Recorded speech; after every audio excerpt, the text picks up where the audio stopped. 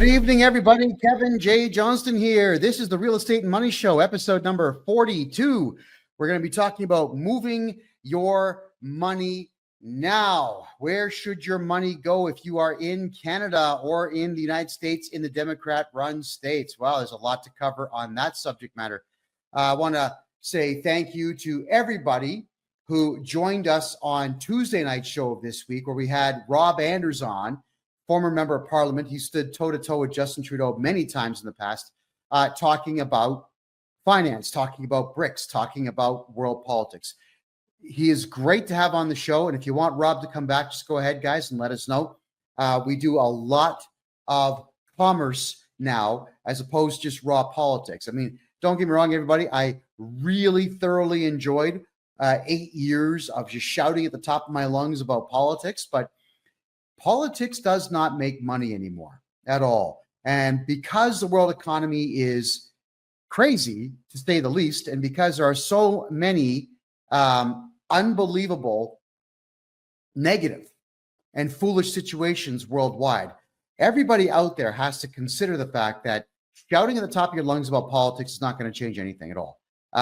Countries like the United Kingdom and Canada, even parts of France, definitely Australia, these countries are over. They are done. There is no real leadership to guide these countries back along the pathway that would get them to success. So the Commonwealth nations, England or United Kingdom, we'll call it, Australia, New Zealand, Canada, done. I would not invest in these countries. I would not live in these countries. I won't even visit these countries because their own citizens are being treated terribly by their own governments. And when people are being treated terribly by their governments and put in prison for political opinions and being and having their houses stolen from them and having their companies shut down because they might disagree with the government in some way, that is not how you build an economy. In fact, that is how even the rich get poor, because when you don't have the middle class and the lower class out there doing all the rudimentary jobs that the rich don't want to do, well, what happens is the rich begin to lose their dough. There's been so many historical examples of times when government overreach got involved in every facet of the citizens' lives, even as far back as the Roman Empire. And every time it's happened, things have crashed. But I have to clear something up. And I really don't like hearing this particular phrase, especially in Canada, where people say, I'm broke, I don't have a job, I'm going to lose my house, I'm destitute. But it's the same everywhere around the world. So I'm just going to stay here and do nothing and complain and fail. Well, let me tell you this. It is not the same all over the world as it is in the Commonwealth countries and as it is in the Democrat-run states in the USA. It's just not. It is not. I live in a nationalistic country right now. Panamanians are Panamanians first and everything else second. It's a wonderful thing to be around. The economy is booming here. The economy in Colombia is booming right now. Argentina is more than booming right now. And there are many African billionaires that are being created almost every year now because you've got natural resources that African countries are not afraid to exploit. Why would you not want to exploit natural resources? If you have something to offer the world, sell it to the world. Do business. That is what business is all about. And regrettably, Canada has not, it's not been a business-minded place for a very long time. Now, you do not have the capacity in Canada, for example, to go to the bank and get yourself capital to fire up a company. Because in Canada, the banks are asset-based. You can't just say, hey, here's a great business plan. This is what we're going to do. Here's the investors. Give us some money. You know, it doesn't matter how many investors you bring to a Canadian bank. You're not getting money unless you've got a house that they can steal at some point in the future. You're just not getting money. So how do you get capital in Canada? You don't, unless you've got old family money. We don't have, Canadians do not have business acumen or a real business sense because geographically speaking, there's really no way for a Canadian to talk to anybody else around the world except for to fly over the Atlantic or to fly over the Gulf of Mexico to go to different regions of the world. And Canadians don't do that. And I noticed also that there are a lot of Americans who get very comfortable in the area that they're in. Because, I mean, God bless America. Every small town has everything you could possibly need. Movie theaters, bowling alleys, bars, restaurants, grocery stores, and so on. So why would Americans pick up and leave? They truly don't. So you'll find that North Americans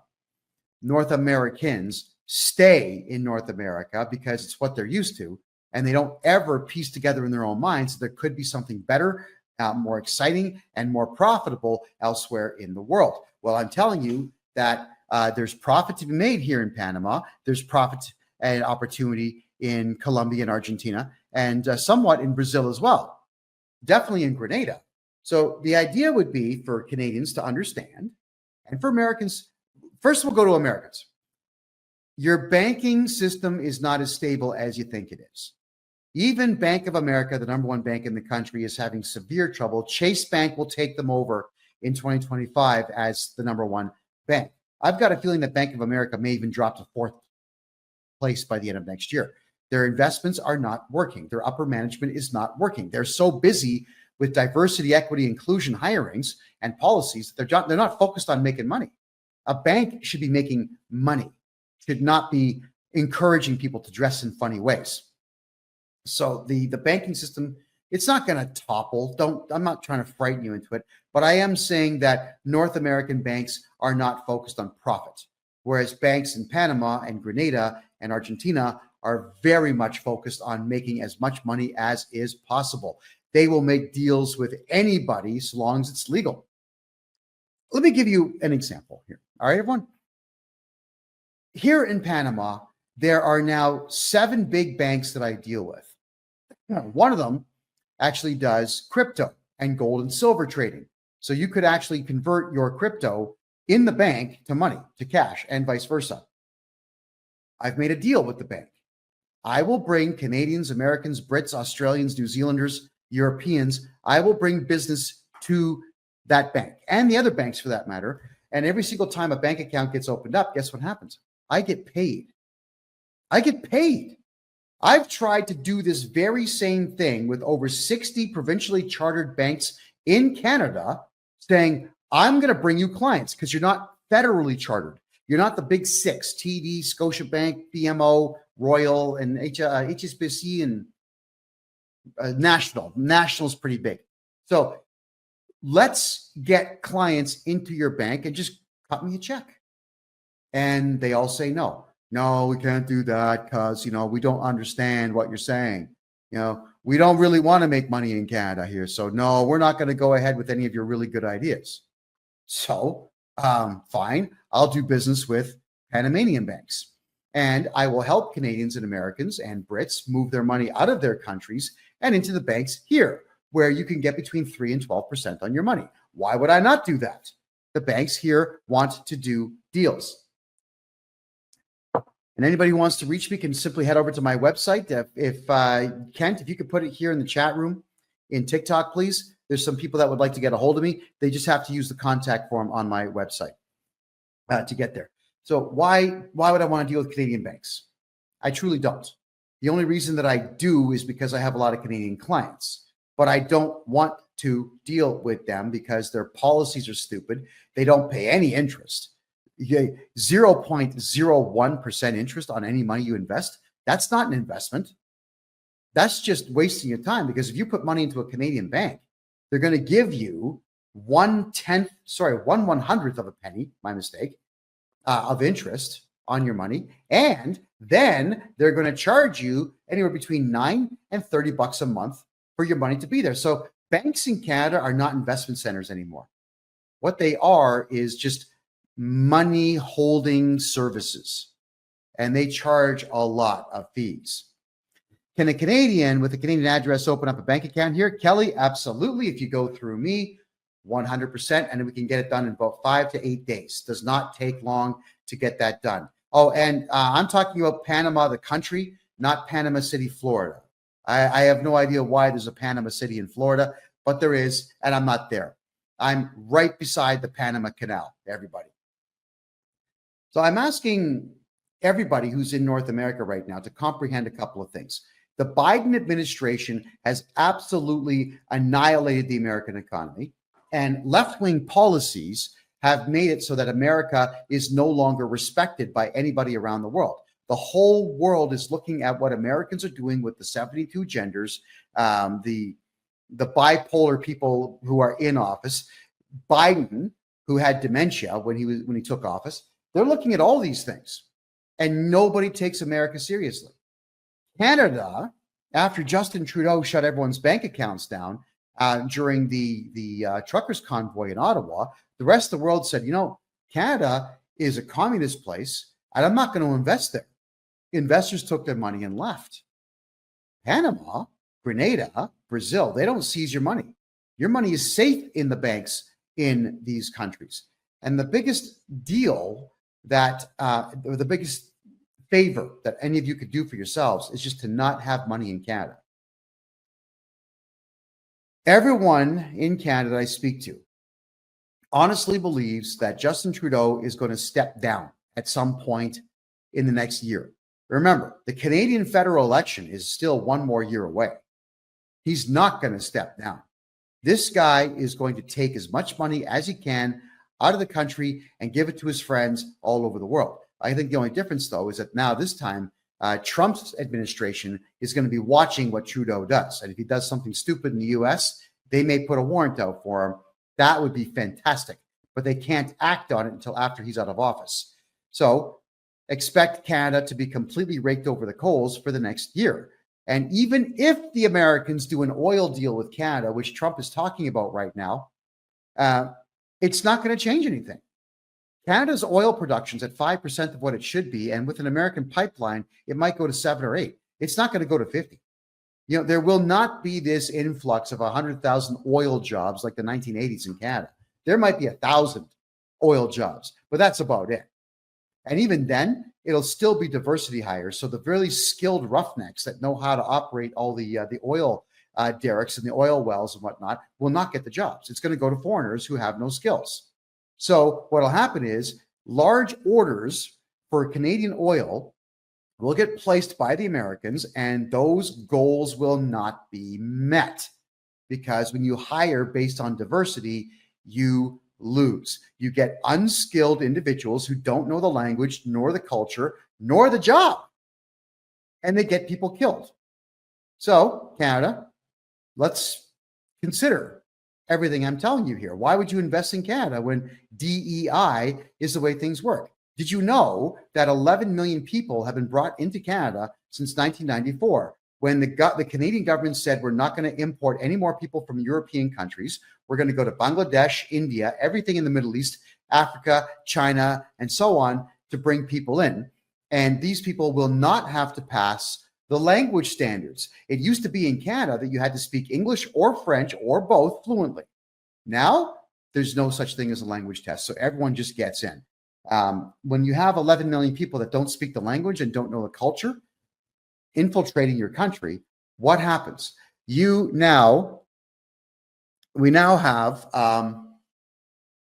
11 million people who will never really contribute to the country. Now, it's not fair to say that all of them won't, but it's fair to say that the vast majority won't.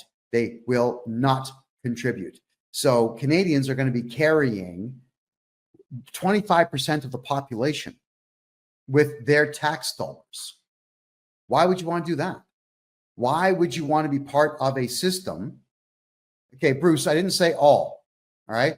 But the vast majority. I don't know if you've been paying attention to what's going on immigration-wise, but there's been a very low quality type of person being brought in to Canada. And that's been very extreme over the last 5 years, to where it's been almost 1 million a year.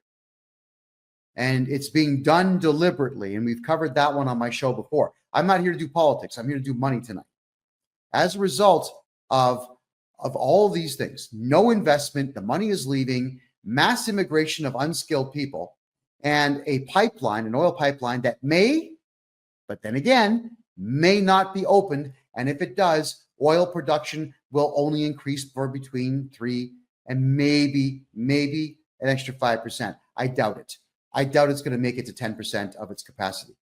So it's time for Canadians to be a little more, I guess we'll call it selfish, and realize there's no point being a nationalist in Canada, and get your money out. Get your money out and go somewhere where you're going to be treated better and somewhere where there are business opportunities. And here in Panama, I have discovered that there are business opportunities absolutely everywhere. So what should you do with your Canadian money? And I know that's the question all of you have had, so I'm answering it tonight. And thank you for all the emails that I get asking these questions. You have to have an incredibly diverse portfolio if you want your wealth to last. If I backtrack a little bit to like the 1970s, I remember my first bank account, I was 6 years old. And it was explained to me that you put some money in the bank, and every time grandma or dad gives you a bit of an allowance, put half of it in the bank and it will earn interest. And the first time I saw a bank statement, I made money. I mean, it was something like 60 cents, but I made money. It just, whoa. So I utilized the banks to make money by putting anywhere between 20 and 50% of my paychecks away in the bank. The banks used to pay. Well, one of the biggest issues ever for people not being able to save money was the Interact card. Now you have a debit card that's tied directly to your bank account, so you can just spend what's in your bank account without having to make the trip over to the bank to withdraw money and have cash in your pocket and spend only what you had in cash. Now people are just going boop, boop, boop, and spending it on positively everything. I'm sure the vast majority of it is stuff you don't need. So it is no longer a society where you are saving money and the bank is paying you to save money. Other countries are doing that. It certainly is not Canada. So putting money into a bank where they're just going to chip away at it with fees is pointless. Unless you get involved with banks like Coho or like Tangerine, where there are no fees because those banks do not actually have any buildings. They work through other banks. Tangerine, if I've got it right, is it CIBC or is it Scotia? They're tethered to another bank out there, and they can utilize the bank machines of those. Yeah, it's Scotia. It's got to be Scotia. And Coho has got to deal with another bank. And then there's President's Choice. They've got to deal with CIBC. So there are banks out there that don't have fees. The interest, I don't know, what would the interest be right now? 1 or 2% in these banks? It's not going to be high. They're advertising you can get 4.5% on your money, but you got to put away $100,000. Now, who's got $100,000 in Canada right now or in the Democrat states to just toss into a bank and let sit there? It would be better to invest your money as opposed to sit on it. Now, let's talk about the people that own property in Canada. If you own property in Canada, keep owning it. It's even if you leave Canada, keep the property, because you don't make money selling property. You make money hanging on to it and renting it out. It will get to the point where municipalities are going to have housing issues. And if you've got yourself a 4-bedroom house, there are deals that the province of Ontario make, for example, where they will pay people's rent directly. It's a true story. You know, there was a house I had in Mississauga. I couldn't get my spouse to agree to the terms, but I wanted to turn it into a 12-bedroom boarding house and get between $300 and $500 for each room, and then just go live somewhere else. It would have been something like $60,000 a year that we would have made on this place, because I was also going to rent out the backyard for parking, and the driveway that I had built years earlier parked 9 cars. I was going to rent out parking spaces to everyone. I even turned the garage into a 400 square foot apartment. Let's make some money. You can do these things when you're hanging on to property, and property should always be in your portfolio. Even if it's just vacant land, you can still put a trailer on it and live there in an emergency situation. The only reason that you have to have a bank account in Canada is so that you can cash checks and do email money transfers. But that's it. I wouldn't be saving money there. And in light of the fact that the government is proud that they will shut down your bank accounts if they don't like you, I just not have money there. It doesn't make any sense to do so. So have a bit of cash in the bank, but just for convenience.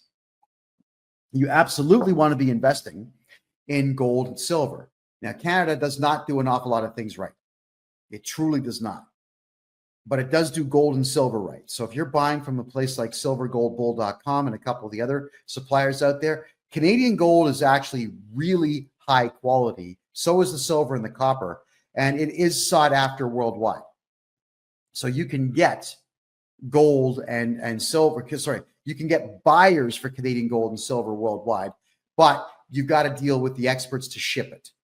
And that's the other thing here is how do you ship it? Well, in about 2.5, 3 months, I will be working with a lot of the shipping companies here in Panama where you could get cars and gold and silver and whatever else of value into Panama, not necessarily tariff-free, but with incredibly low tariffs.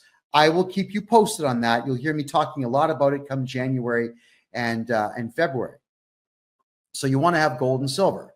But the other big one is you have to have money outside of Canada. If you're a Canadian citizen, you got to have it in the States. If you're an American, you got to have it in Panama or Grenada or Argentina, even Switzerland, although Switzerland is nowhere near as secure as it used to be. You definitely want to be putting money into places that don't have treaties with the States, like Costa Rica. But the problem is when you put money in Costa Rican accounts, it converts to colones, and colones are stable, but not most stable in the world. You got to be careful with that. If you're an American, do not invest in Canada. Please do not put your American money into Canada. You'll just lose it. It'll just be taken from you in fees and interest and penalties or whatever else they feel like adding to it. Canadians should have money in the States. Americans should have money in the States and outside of the United States, but not in Canada. Now, I am helping Canadians get bank accounts opened up with Chase Bank. I have a law firm now in Montana who's decided to work with my corporation to get my clients into American bank accounts, and it can all be done remote. There's no headache whatsoever. Just get her done, as they say. And Chase Bank, they're good. There's nothing wrong with them. They have internet banking and all the perks that come with having an American bank account. I don't think Chase is one of the bank accounts that gives you a free gun when you sign up, but it doesn't matter. Your money will still be safe in the United States. Why? As a Canadian citizen, you don't have to tell anybody you've got it down there. Right? There is absolutely no law in Canada that states that any of you in Canada who have property or money in any country except for Canada, you don't have to tell them about it. You don't have to say a word about it. Anything that you put onto a tax return in Canada is completely voluntary. So move your money to the States or buy property in the States and shut up about it. Right?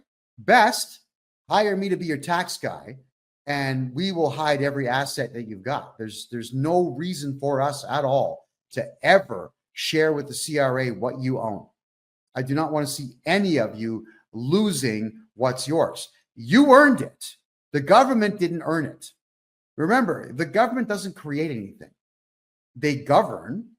Well, not anymore. They just rule with an iron fist. What they're supposed to do is put forward laws and rules for society and regulations to keep society safe so that all of society can have an equal footing to make money. That's what it's supposed to do. But it doesn't end up being that way. It just ends up that they take absolutely everything from you. Stevie's asking a really good question here. Can you rent a property in the United States? Being a Canadian, will they know? Will the CRA know that you're renting a property? Absolutely not, unless you tell them. The Canada Revenue Agency doesn't even know you own a house until you tell them. So a lot of people, they want to write off their mortgage, which the CRA may or may not allow. But what happens here is now they know where you live. Now they know you have a house. Why would you tell them this stuff? You have to diversify your portfolio by hanging on to property that you have, but putting it into a numbered corporation so that there is nothing ever attached to your name. In Canada, with photo radar for cars and with the Canada Revenue Agency and municipalities wanting all of your money, you have to make sure that your name is not on anything. Now, actually, I'm going to bring this one up for a second here. Why would you ever want to have a license plate or a car owned by a corporation?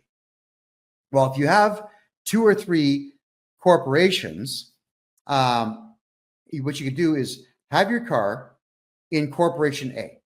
and you got your license plate on it. And let's say, for example, you're driving on Canadian toll roads where they snap a photograph of your plate and send you a bill. So what you could do is not ever pay those tolls and not ever pay any of the fines associated with that license plate. And then the corporation can transfer the vehicle after 2 years when the plate renewal comes due, transfer it to the other corporation, pay the fees, and then go get another license plate. And then you can transfer the new license plate back in 2 years. So having a vehicle in a corporation is great, because if you get a photo radar ticket and you fight it in court, who's driving the car? They have to prove who was driving the car, by the way, and they never can. Or let's say some Karen decides to complain about the lane change you did, and the cops come to your door saying, we want to give a ticket to the person because somebody complained. Well, which car? Blah, blah, blah license plate. Oh, well, that's owned by it's a company vehicle. I have no idea who was driving it. And then they'll ask you, we'd like all the names of the possible drivers. Oh, I'm going to exercise my right to remain silent. You can call the corporation's lawyer. Close the door. I'm just saying that having your car in a corporation gives you that extra step, that extra bit of protection there. Because you always have not plausible deniability, but absolute deniability. You got to do this. Canada is collapsing fast. There is nothing that's going to save it. Even if Pierre Poilievre comes into office next year as the new prime minister, the Conservative Party of Canada, they're not very conservative people. They are quite liberal, just wearing blue suits. So don't expect there to be anything other than Canadians just being left alone for a little while. There won't be any positive policies that help the country grow. There will just be you not having to deal with nonsense for a short bit, maybe a year where no new laws get written that will impede your life, but it'll still be a dead economy. And the economy, think about this, you still have one more year of Trudeau in Canada with a completely dead economy. You can expect one more year, no matter who wins, right afterwards. And that's minimum, I might add, which is why I'm saying diversify your portfolio, get your money out of Canada, get your money into property in Canada owned by a corporation, but also, why not get some property in the States? You can buy properties cheap in the United States right now, very cheap. Get some property there. Get some property in a developing country, Brazil, Argentina, Panama. There's properties all over the place here. I just went into a building here in Panama City where they are selling apartments on a deed. You get it at the deed with it for $2,100. Ownership of it. I'm thinking, I'm going to go and talk to the owner of this building, because if they've got, let's say, a whole empty floor and they've got 10 apartments, I'll buy all 10. I'll do a deal. I'll say, here, look, $15,000 amigo. Yeah. And I'll take the whole floor. And then I'm going to hire the locals to just gut everything, start over from an empty shell and design it my own way. These are the opportunities that await you around the world.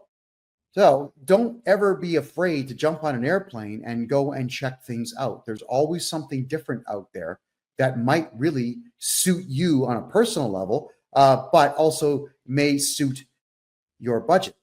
Because I would never suggest to anybody in Canada that you go buy a $700,000 condo, but I would definitely recommend that you buy a $200,000 condo in Panama in a brand new building with a rooftop pool and a gym in the basement and a restaurant across the road and so on. I definitely would recommend that.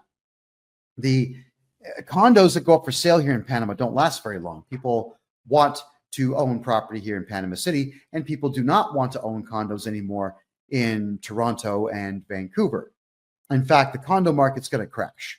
It's going to crash. Toronto was in the midst of building a super tall building, which is 24 floors high for every one wide, which makes it super tall and skinny, just like Billionaires Row in New York City right now.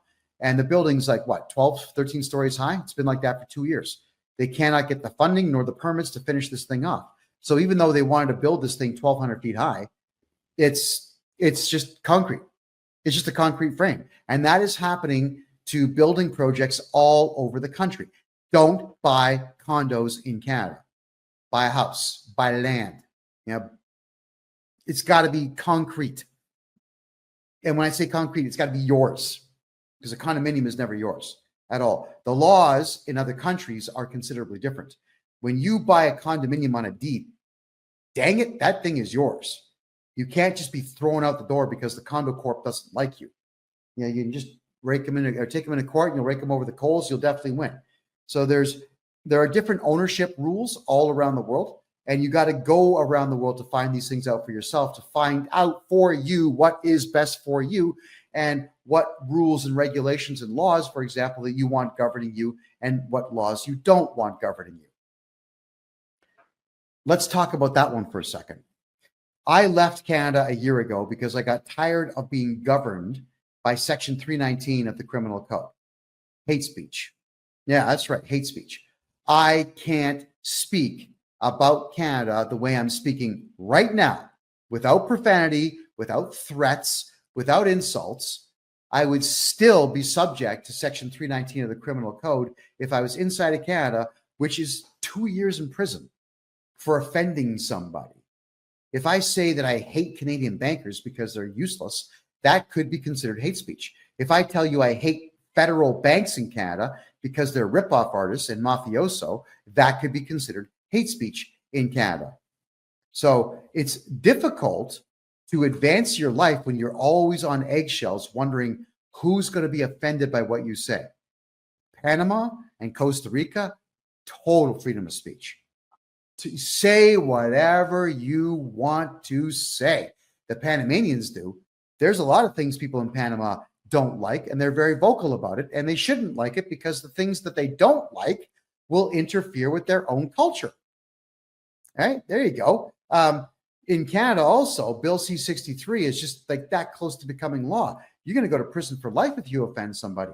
Why would you want to expose yourself to a country that's dying to put you in prison for just having a conversation that someone else overhears or making a political statement that some loser, let's call them what they are, doesn't like? You know, the Karen epidemic is not going away anytime soon. And it's remarkable how much people want to police the speech of others. And Canada makes it incredibly easy for you to be arrested for bothering someone with what you've said. On my Facebook page, for example, today, I put out a meme. It's not really a meme. It's more of an advertisement. Is it serious? Decide for yourself. Where I just said, you know, I'm wealthy now here in Panama, and I'm looking to create more babies. I wouldn't mind having more kids so that I can train them in everything I know and have a family legacy. And it says I'm unvaxxed. So ladies, come on down and, you know, you'll never pay for anything down here. All right, there you go. I'll pay for it all. Just have my kid and raise them. Or let me be the raiser, nurture them. That's a better way to go. So what's happened in Canada is, if you go to my Facebook page, you'll see it for yourself. I had well over 100 women get angry with me and just express how mad they are that I would consider this as an offer out there. Instead of being at work, or instead of looking for investment opportunities, instead of educating themselves on how the entire structure of the country is working, they're more interested in insulting me because I'm cracking a joke on my Facebook page. That's unfortunately the Canadian mentality. Panamanians, Costa Ricans, Mexicans, they don't have time for that nonsense. They don't care what you say at all. Why would they? The opinions of people on social media should never cloud your judgment to the point where you're showing people how easily you're offended and then spend time defending your stance on social media and not being out there making money or reading books. And that is unfortunately quite sad, right? So I'm asking everybody who's watching this show, if you want to be successful, give up caring about what other people have to say. It is absolutely detrimental to you when you're putting emotional energy into the opinions of those on the internet. It doesn't matter if it's racist or sexist or classist or fattest or skinniest or whatever new terminology people are making up these days. Who cares? It does not matter what you are offended by. because you're not going to make money being offended. You've got to get control of these thought processes you have and start to focus on the reality of what is around you.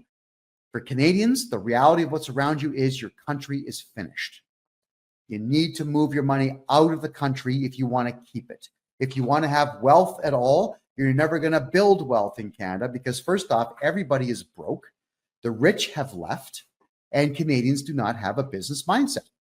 So take your money and invest somewhere where people do have a business mindset. Believe me, you're going to do a lot better in life when you go where you're treated right, but also when you go where the money and the investments are. And the investments are here. If you want to make a deal, like I've made a deal with banks here. I've made a deal with lawyers down here. I can help people get their pensionado residencies here in Panama. I can do it in less than 6 weeks now because I'm doing it with one of the top 5 lawyers in the country. I just called the guy up saying, look, I want to make extra money. Let's do a deal. I'm going to bring clients to you. You get them residencies, do it within 6 weeks or less, and do it smooth. Make it so that the person coming in doesn't do any paperwork. You do it all, and I'll take a cut. And the lawyer, I don't know, 12, 13 minutes, and the contract was signed. Yeah, we both wrote our own terms and conditions within this contract. We agreed, we signed it, and congratulations to me. Now I'm doing business. And I have a key to the lawyer's office. I can go in there and do business even after hours. I have a small room that's been given to me to do business with and for him whenever I want. Now, could you imagine a Canadian law firm doing that? Could you imagine proposing to a Canadian lawyer, let's work together. I'm going to sell what you've got and you're going to do the job and give me a cut? When was the last time you've ever heard a lawyer paying referral fees to anybody? It's just not going to happen. And could you imagine a lawyer liking what you do so much that they say, I have an empty office here and I'm paying for it, but you can use it. Just bring me business. The rest of the world does this. And the Argentinians, they do this. The Brazilians do this. The Colombians do this. The Chileans do this. The Panamanians do this. Countries around the world are looking to become G20, and they will do whatever it takes to get there. And when you're dealing with more modern countries like Panama and like Argentina, yeah, the countries have corruption, but the countries' economies are not based on crime. They're based on commerce. Panama's got the canal. There's 3 airports in the city here. Now tourism is starting to boom, which is fantastic, but they've got banking. And with all of those things combined, now they've got a big mouth like me and many other big mouths like me selling the country to the outside world. You can do that here and make deals. So, Canada, I can tell you that everything that I'm doing down here to make money, I can't do in Canada and make money. I've come down here and I have created my own niche market here in Panama, in a country that leaves me alone to do what I want to do. My Uber driver last month was a national boxer, 2-time Panamanian champion, but there's no money in boxing down here. So unfortunately, he's driving an Uber. But I've hired him to train me in boxing. I mean, I haven't boxed in a league since I was in my early 20s, but it's good to get a workout in with this guy. But if I wanted to, here in Panama, if I wanted to have a backyard or a warehouse boxing league or a rooftop boxing league, I could do it. I wouldn't have to get medical insurance. I wouldn't have to get clearance from the city. I wouldn't have to get permits. I could just say, yeah, you know, guys, there's a rooftop on this building here. The owner said if I give him $100, we can use the roof. Let's have a boxing league and go live on the internet, and done. And if the cops were to show up here, they would stand and watch and cheer the guys on. So it's not, the opportunities to do what you want here exist so long as you just work within the confines of the law. And the laws are extremely lax on how you can make money here in Panama. And other countries are the same. It's not just Panama. I'm saying Panama because I live here, because I walk around downtown Panama City every day, just checking it out and looking. I want to see where all the alleys are. I want to see where all the neat little restaurants are. I'm looking for the deals, the 50-cent coffee shops and the $1 cake shops and the $5 fish dinner shops and so on. So that is precisely why I'm telling you all of this, is that it's not the same around the world as it is in Canada or the Democrat states. There are opportunities. Yes, Jet, there are many all-inclusive resorts all over Panama. It just depends what you're looking for. Are you looking to be in a retirement town, close to the city, a little bit of both? You want to be on the side of a volcano? You decide for yourself. Yeah. Oh, yeah, there you go. No Kool-Aid or lemonade stands allowed in Canada. Yeah, that's been going on for quite some time. If you felt like it, and without even a permit, just take a barbecue, go somewhere and barbecue meat for people and make money. There you are. Yeah, Mverse, you are correct. If Panama becomes part of the G20, there will be certain enforcements. But if this guy is still, the current president is still in charge by the time that happens, thank you for that, then I wouldn't worry about it too much.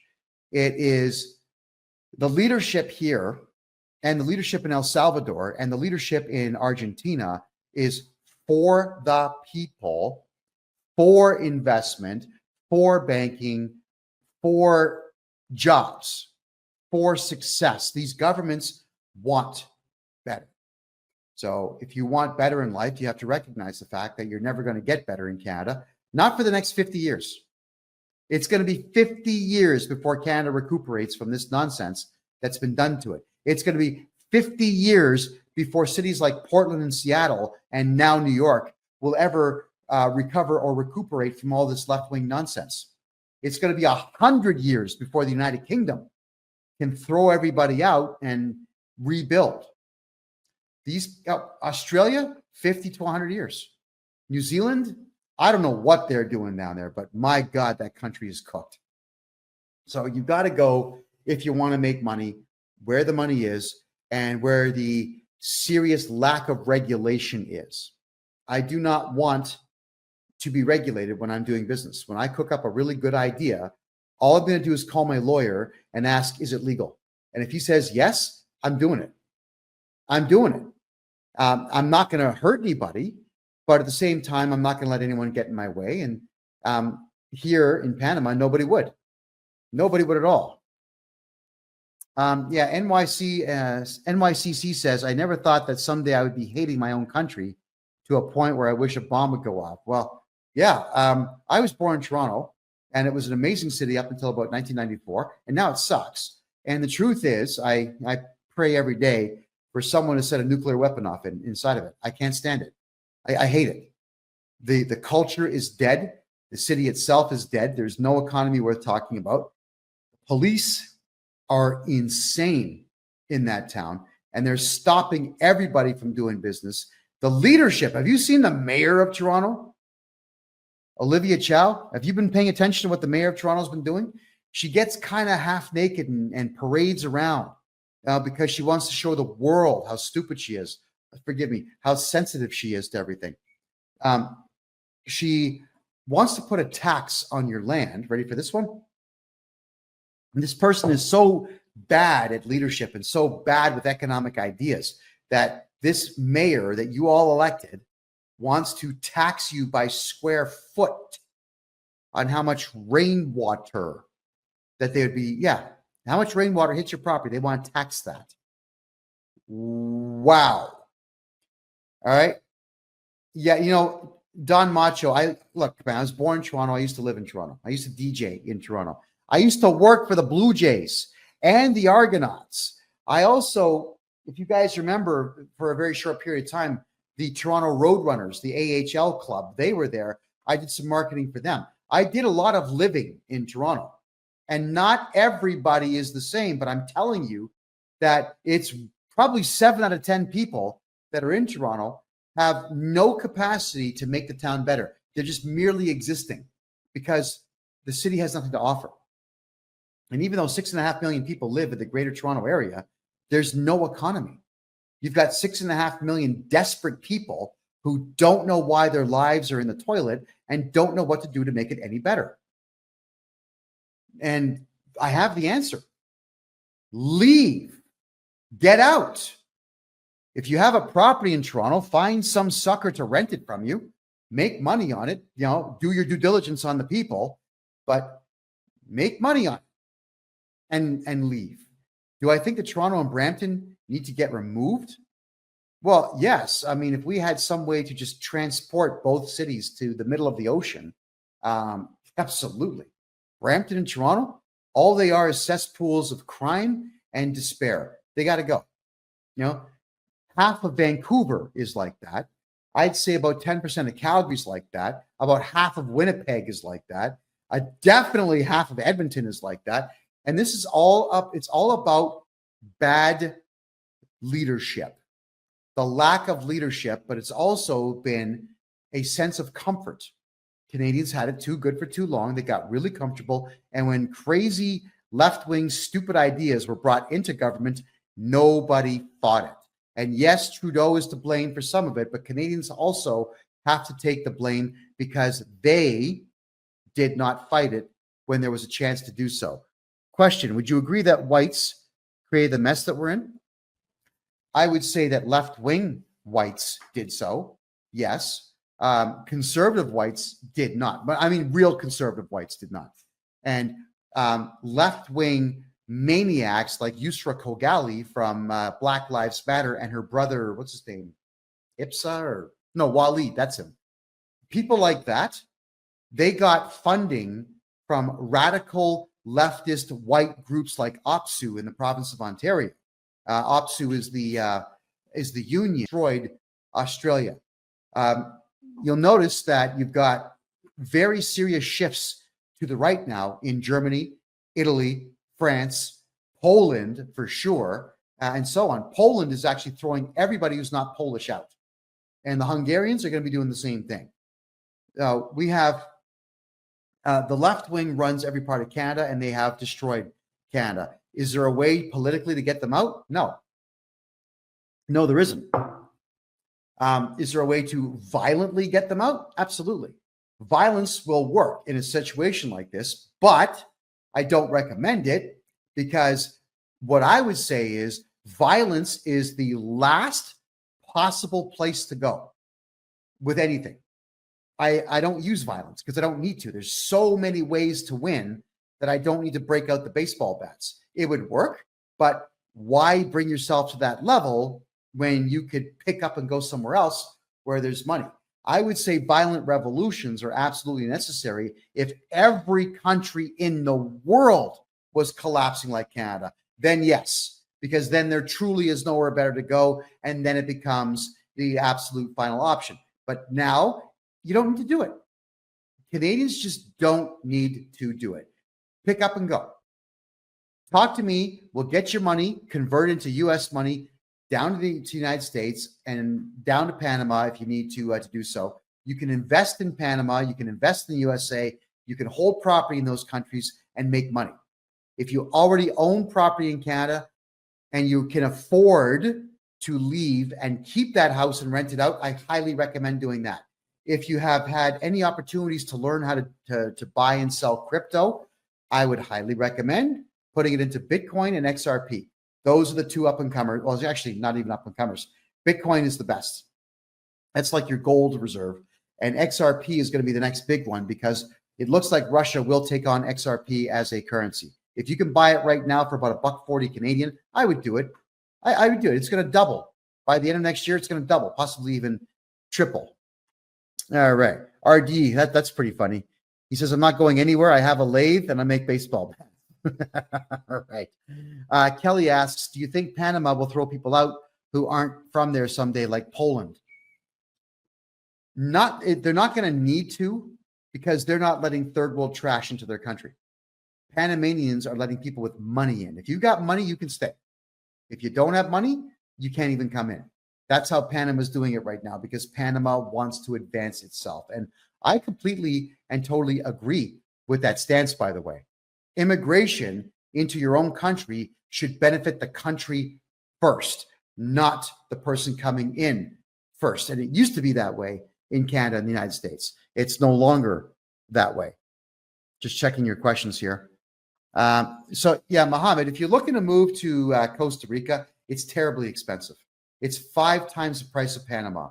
It's every bit as expensive as Toronto and New York. It's brutal, and I mean brutal. Panama, my grocery bill, I keep telling you all, is like $30 a week or less in a lot of cases. You can buy any piece of electronic equipment down here. You've got the Panama Canal. Stuff, no, Costa Rica is not cheaper than Toronto. I wish it was, but it's not. Costa Rica is a third world country with first world pricing, and I don't dig it at all. Panama is like second world, but almost first world with third world pricing. It goes the exact opposite way. In fact, as soon as I'm done here, there is a chicken restaurant where I'm going to buy 5 pieces of fried chicken about this big for $4. And that's going to be dinner tonight and breakfast tomorrow.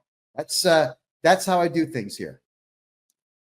Okay, so RD's asking me, instead of thinking of ways to leave, why not find ways to fix the problem? Because the chance to fix the problem in Canada is gone. It's done. It's over. It can't be done.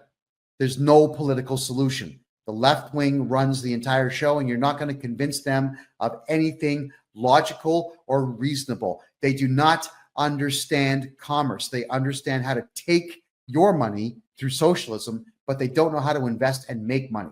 So you got to leave, let the country die the death it needs to die, and should it begin to be rebuilt again, then go back. But you got to be away from it if you want to make money. What about Uruguay or Chile? Well, Paraguay's got tax residency where you don't pay income tax. Santiago in Chile right now is quite advanced.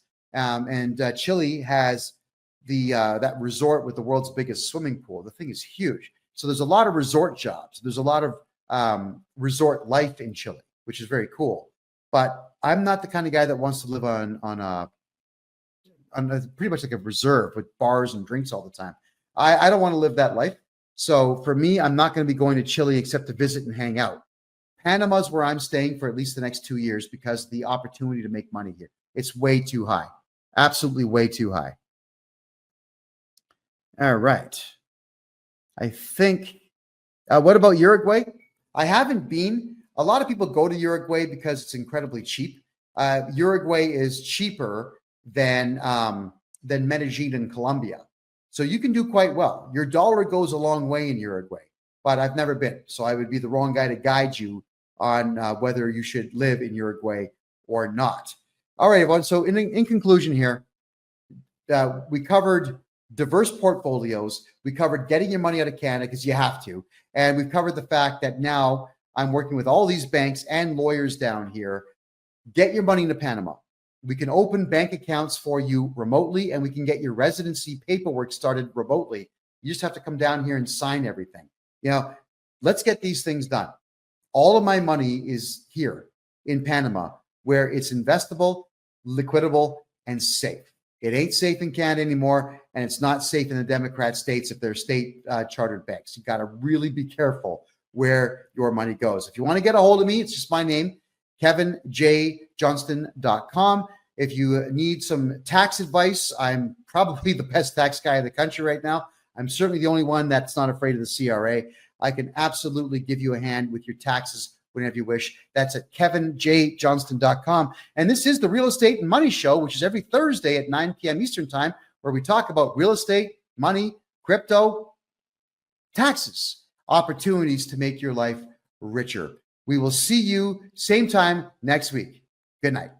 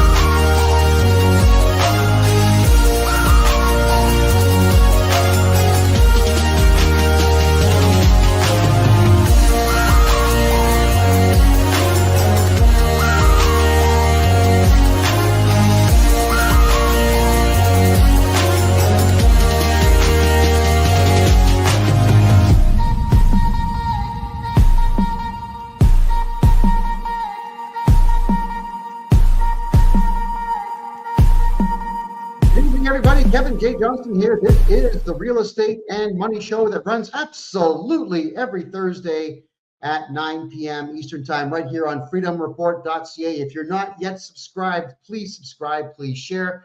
If you're watching on Kick over here, if you're watching on TikTok, please share, like, get it out there. If you're watching on X, please follow. Now we're so happy to see so many new people coming to us from X. And thank you, Elon Musk, for letting us back onto X. I mean, you got to remember Jack Dorsey, when he was running Twitter, they took down over 20, maybe even 25 of my Twitter accounts. Elon gave me back at least 9. So welcome from Twitter. My name is Kevin J. Johnston. I am Canada's biggest mouth. I have been podcasting full-time for 8 years. And for the last year straight, full-time, 14 to 18 hours a day, I'm helping Canadians and Americans beat all of their tax problems. I'm helping everybody who is looking for a better life move here to Panama. I am in the capital city of the country of Panama. It's a remarkable place, remarkable town. Banking is a massive industry down here. There's 52 major banks and 3 small ones. I can get anybody to get their money moved to Panama where it is safe. I love it here, but I'm so eternally grateful for all of you for showing up tonight, because we've got a few things to talk about. Namely, tonight's show is called Canada is Dead and Move On. Now, what do I mean by that? All right, everyone, as you know, I'm Canadian born. I was born in Toronto, raised right next door in the city of Mississauga.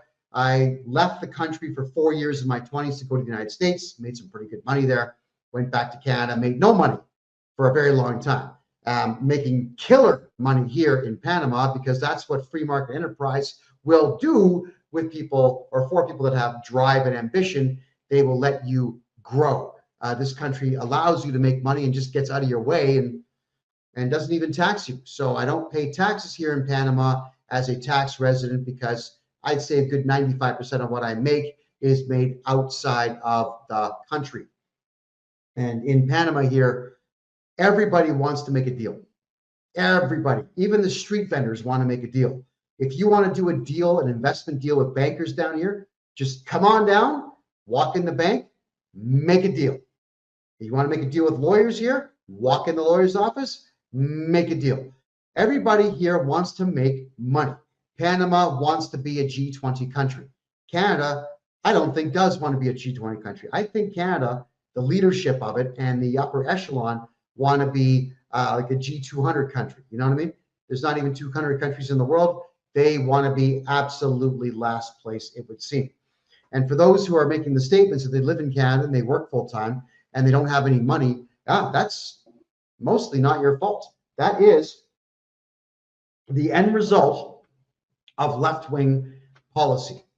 Left-wing politics have destroyed absolutely everything that was good about the country. So if you want to know why Canada is no longer a good place to do business, well, I'm going to cover some topics. And I'm going to do some comparisons to where I've been: Mexico, Costa Rica, Panama, and other places around the world. And I'll tell you why everybody else around the world is better, and also better than Democrat states in the US. So let's cover it. When your country has pride in its nationality, when your country has pride in its imagery, its iconography, its flag, its traditions, it'll do well. And whenever there is a thriving economic time, a nationalistic country that protects its own culture will thrive during those times. Let me give you an example. Here in Panama, they love their flag so much that there's actually a national holiday called Flag Day. Literally, it's called Flag Day, not Pride Flag Day, Flag Day, where the city is full of people partying it up. And for the entire month of November, the Panamanian flag is on every single building that you can see. And Canada used to do that. When the new Canadian flag was presented to the public in February of 1964, it's a beautiful design, but it was not defined. And even though the Canadian government did not define what this flag means, people were still very proud to fly it.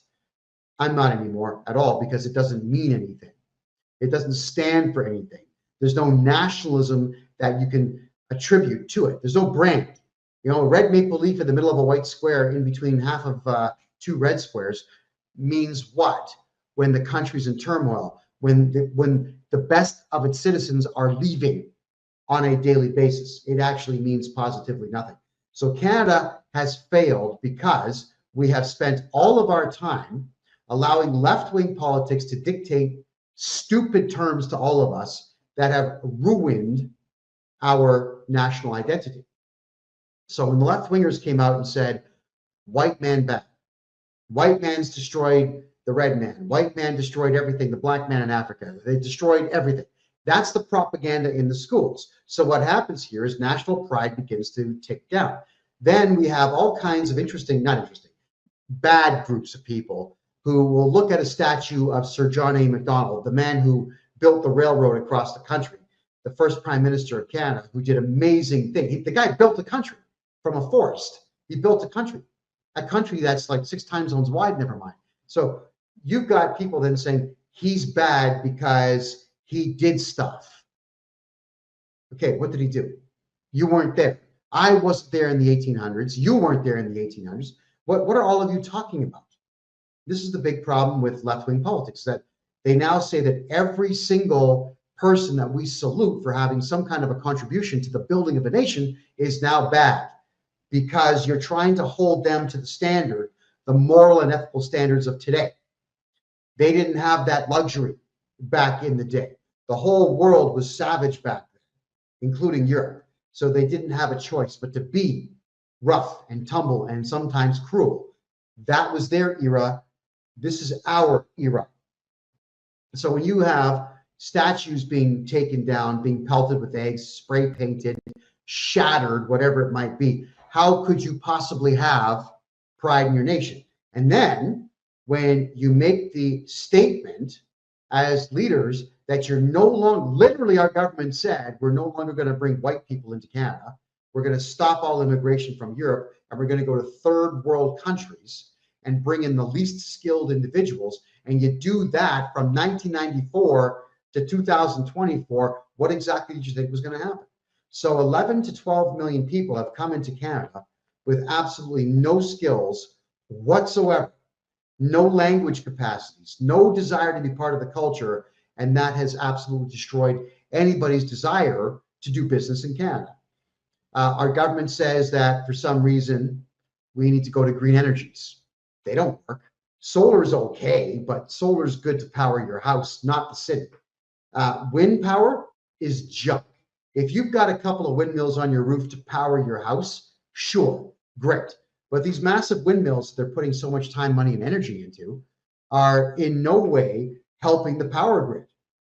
They are terribly expensive to build. You got to think about all the diesel fuel that you're burning to pour the concrete to hold them in place when you mount them in the ground. And then the 20 years of maintenance you got to do on them. And then the year number 21, they're now useless, and you can't even recycle them because of the way they're built. So you'll see that there's a lot of landfill sites that dig these long trenches and just bury these windmill arms after they are done. We're told that we need to do this to save the world. Doesn't save the world.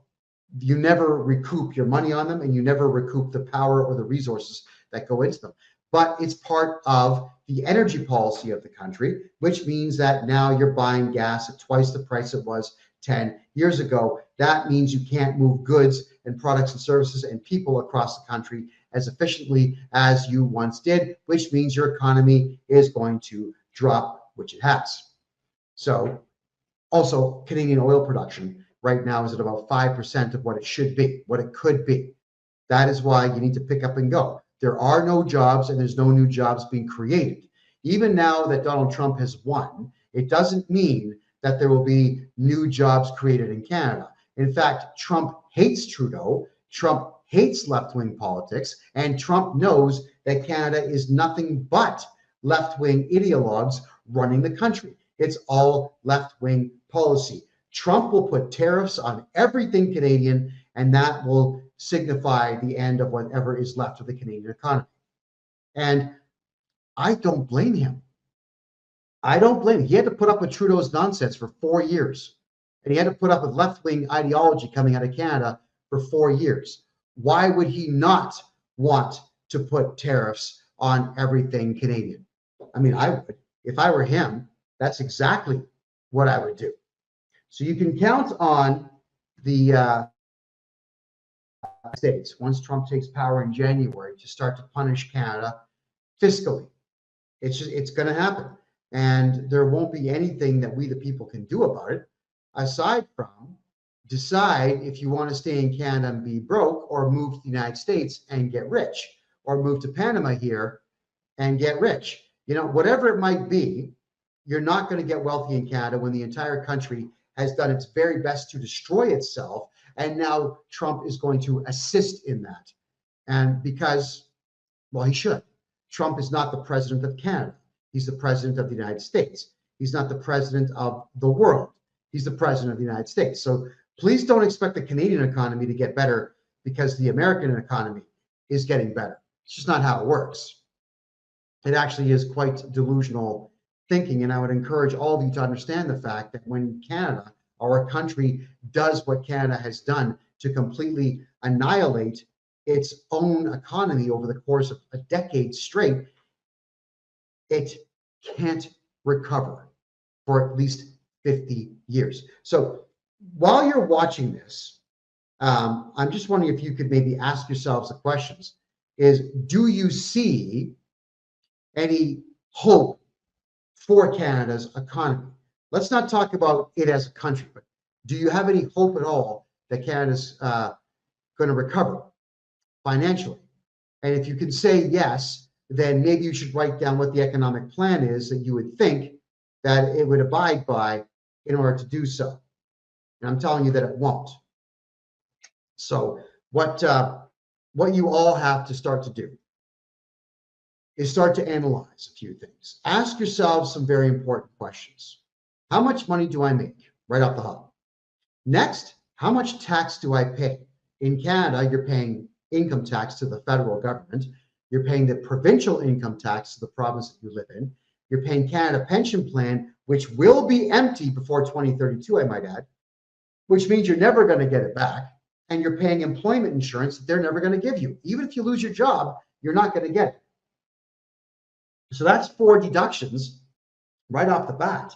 But then there's the goods and services tax, which could be as high as 13%, depending on which province you're in. So you get a haircut, you're paying 13% on that. You buy a car, you're paying 13% on that. You hire a lawyer to do something for you. That's not even a tangible thing.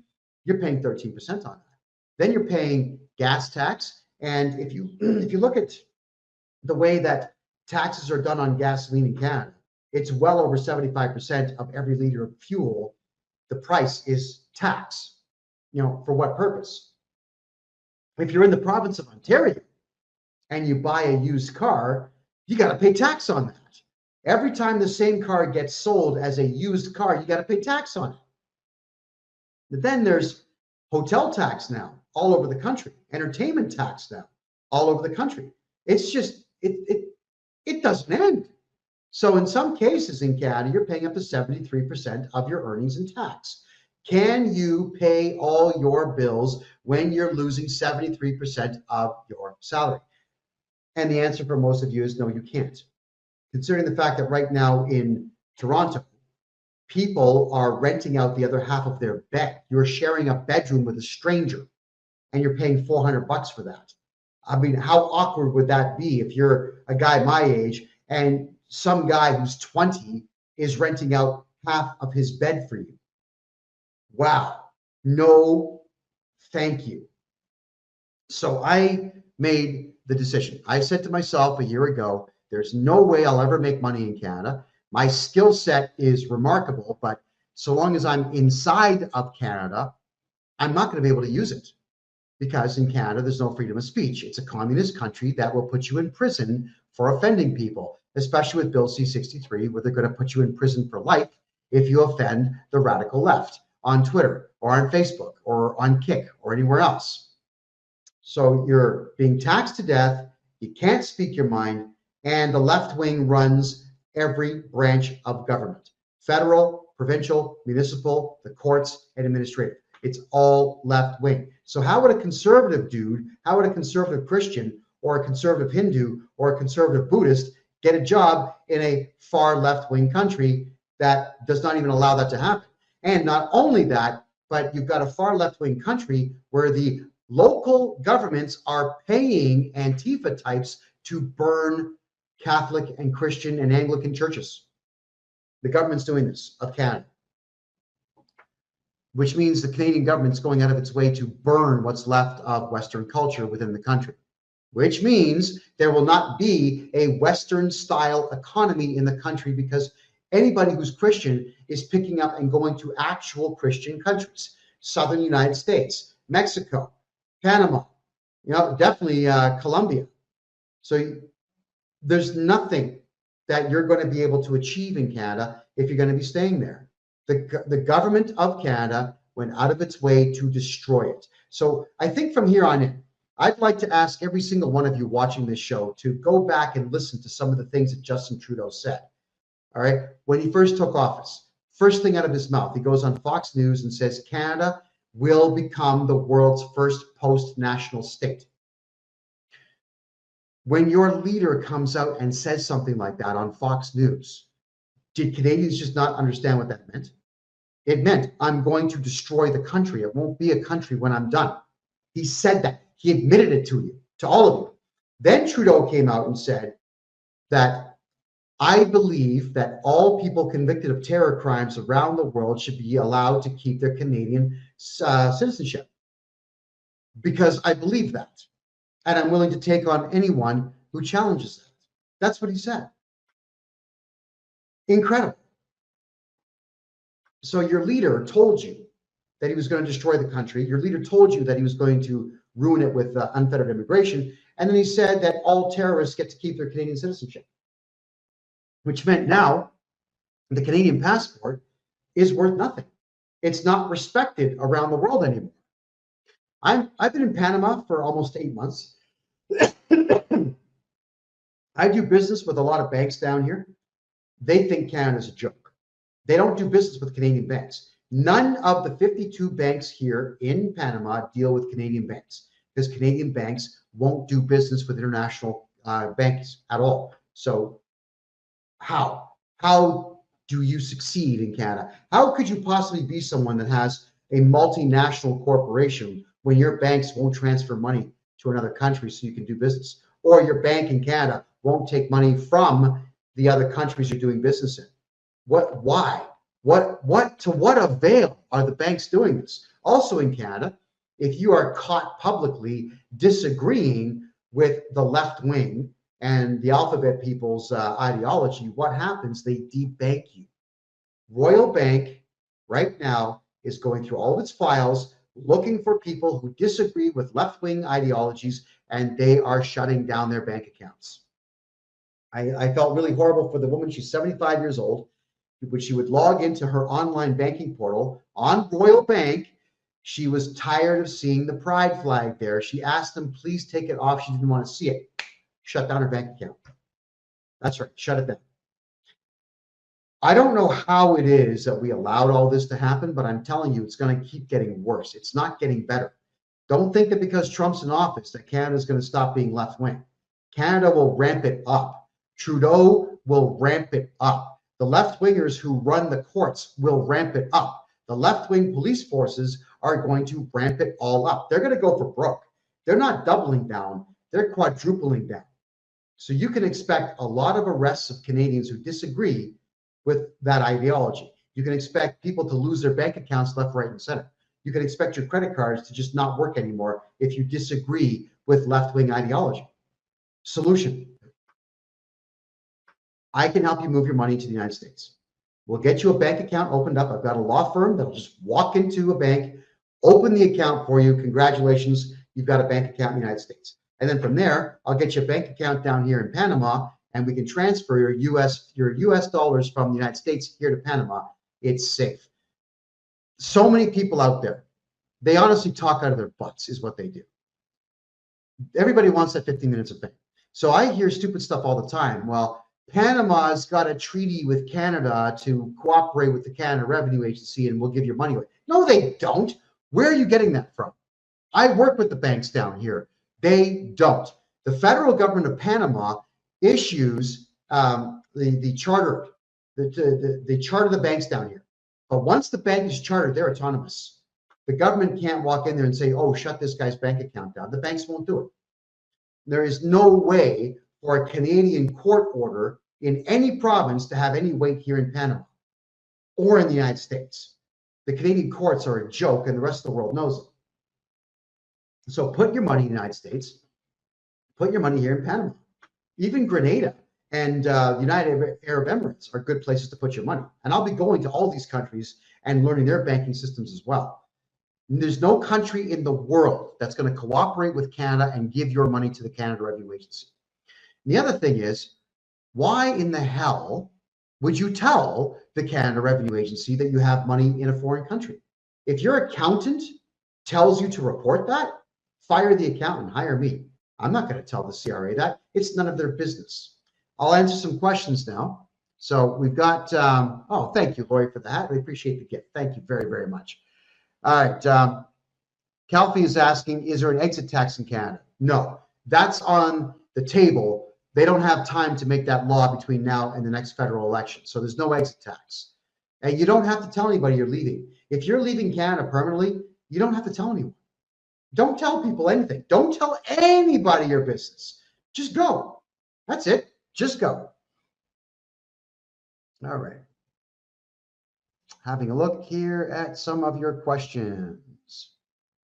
Kelly says, I'm going to contact you for this. Yeah. For everybody who knows my website address, could you put it in the chat room, please? If you're on Rumble, obviously you can see it right there. If you're on Kick, same thing. My name, kevinjjohnston.com. My name, again, kevinjjohnston.com. Hit the contact form, please. Let me know who you are, and we'll set up our chat and fix your tax problems. With Trump in charge, American money is going to be worth nothing. I will respectfully disagree. With Trump in charge, the American dollar will stay stable, pretty close to where it is today. It's going to be fine. You got to remember, there's a lot of countries out there that use the US dollar. Panama's one of them. And Panama's got the canal making between $4 and $40 million every hour.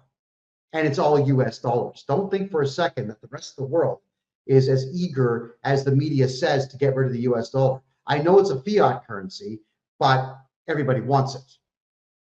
They really do. And there's other countries around the world, like the cultures are different. If I was to go to a Canadian and say, hey, I want to buy your house and I'm going to give you all your payment in gold bars, a Canadian would probably do the deal because they understand the value of gold is going to be higher within just a couple of short days than the actual cash that you would get. But in Panama, they don't see it that way. They see the value in cash, in American dollars. The Costa Ricans are the same way. The Mexicans, they're not eager to get US dollars so much. They like the peso, but they'll still take it. So people will not take gold and silver as payment in Panama. They'll take your US cash, which means you have a lot of negotiation power when you've got a briefcase full of cash with you. No, American dollar is going to be fine. Oh, and someone says, nice haircut. Oh, and in Panama, this haircut was done in a shanty that was built by a guy. He just found a piece of land underneath a highway, literally underneath the highway. He ran wires to it, don't know how, because he has lights, ran a pipe to it, don't know how. He's got a sink, and I'm getting my hair cut literally with only 2 feet of sidewalk in front of me and a major road right there. And this is a very common thing. Panamanian men love to get their hair cut a lot. There's barber shops everywhere. This haircut cost $5, and I gave the guy a $2 tip, and he was ecstatic because nobody tips here. So there we go. Yeah, having a bank account in the States, just go to my website and get a hold of me. Is it hard for people under 50 to move to Panama? Nope. Get on a plane. You can stay for 6 months if you have an airline reservation showing that you're leaving within 6 months, and they'll stamp your passport. If you need an airline reservation, let me know. I can get you those for $95 US. Hang on to it's not a ticket, it's just a reservation, but it shows that you are leaving the country. Boom, they stamp you for 6 months. You can stay for the full 6 months, and you can even overstay if you want to. If you overstay in Panama, you just have to go to the immigration office, pay a $50 fine for each month that you've stayed over your time, and then you can fly out of the country. It's really that simple. You can get yourself a condominium down here cheap. You can buy, there's apartments for sale. They're not the best, but there's apartments for sale for $2,000, $3,000, $5,000 down here. So if you're looking to live on a budget, you can certainly do so in Panama. And there are areas in the capital city of Panama where the restaurants, you can eat like a massive meal for $3 or $4 and be full for the vast majority of the day. There's all kinds of ways to live a really good life in other countries. All right, Welder Trolls says, I'm coming to Panama. Come on down, man. We'll get some fish and pizza, possibly fish on pizza. They really do pizza fish or fish covered pizza well down here. You're from Canada. Is it better to go to the United States to retire? Oh, I would. Oh, absolutely, I would. Places like Montana, Idaho, anybody in Oregon who's east of the Rocky Mountains, those are all dynamite places. Cheap, good, wholesome, conservative Christian Americans. Yeah, you could do quite well there. Quite well. I would never retire in Canada. Kelly's asking, but you can't work. Well, you can't find a job where Panamanians are hiring you unless you want to make $2, $3, $4 an hour. But this is the place where you come to get wealthy. So if you have a skill set that you can sell to the Panamanians or to tourists or to the gringos who live in town, you'll do quite well. You know, somebody was asking me today, are there any gluten-free bakeries in Panama? I thought, you know, there is one, and they're right downtown, right by Trump Tower, really expensive. But I'm thinking if you were to distribute them into the middle-class neighborhoods, the gringos would absolutely buy that kind of thing. Yeah, you could make a ton of money selling that kind of thing here. Baked goods are huge in Panama. If you have something that's different or better and it's in demand, you'll sell lots. It'll be all in US dollars. And you're a foreigner, so your tax bill will be considerably lower. Are you able to become a permanent resident in Panama? Yes, Marie, very quickly, in fact. You can become a pensionado. So if you've got a pension or you have a private pension, even a private pension that you set up on your own, you can become a pensionado within 6 weeks, and you get a discount card for 25% off the vast majority of what you're going to buy. So it's really, it's really good. It's really good. Jose Ventura says, many places gluten-free. Okay, Jose, I've only found one. Tell me where they are, and I'm going to go look at each and every one of them. I want to know where they are. I walk a lot in Panama. I do 10 kilometers a day. I take 2 hours every day, and I walk around Panama City to learn everything I can about it. I see a lot of bakeries. You tell me where they are, brother, and tell you what, you tell me where they are, and I'm buying the cookies, okay? That's a promise. And in fact, I just said it publicly. So, Jose, head over to my website and contact me. All right? It's a deal. Could I work my trade in Panama? Yeah, Chad, there's a lot of trades that you could do down here. I mean, something that Panama needs are underwater welders or high-end welders in general to work on the ships in the canal. That's one thing that I know about.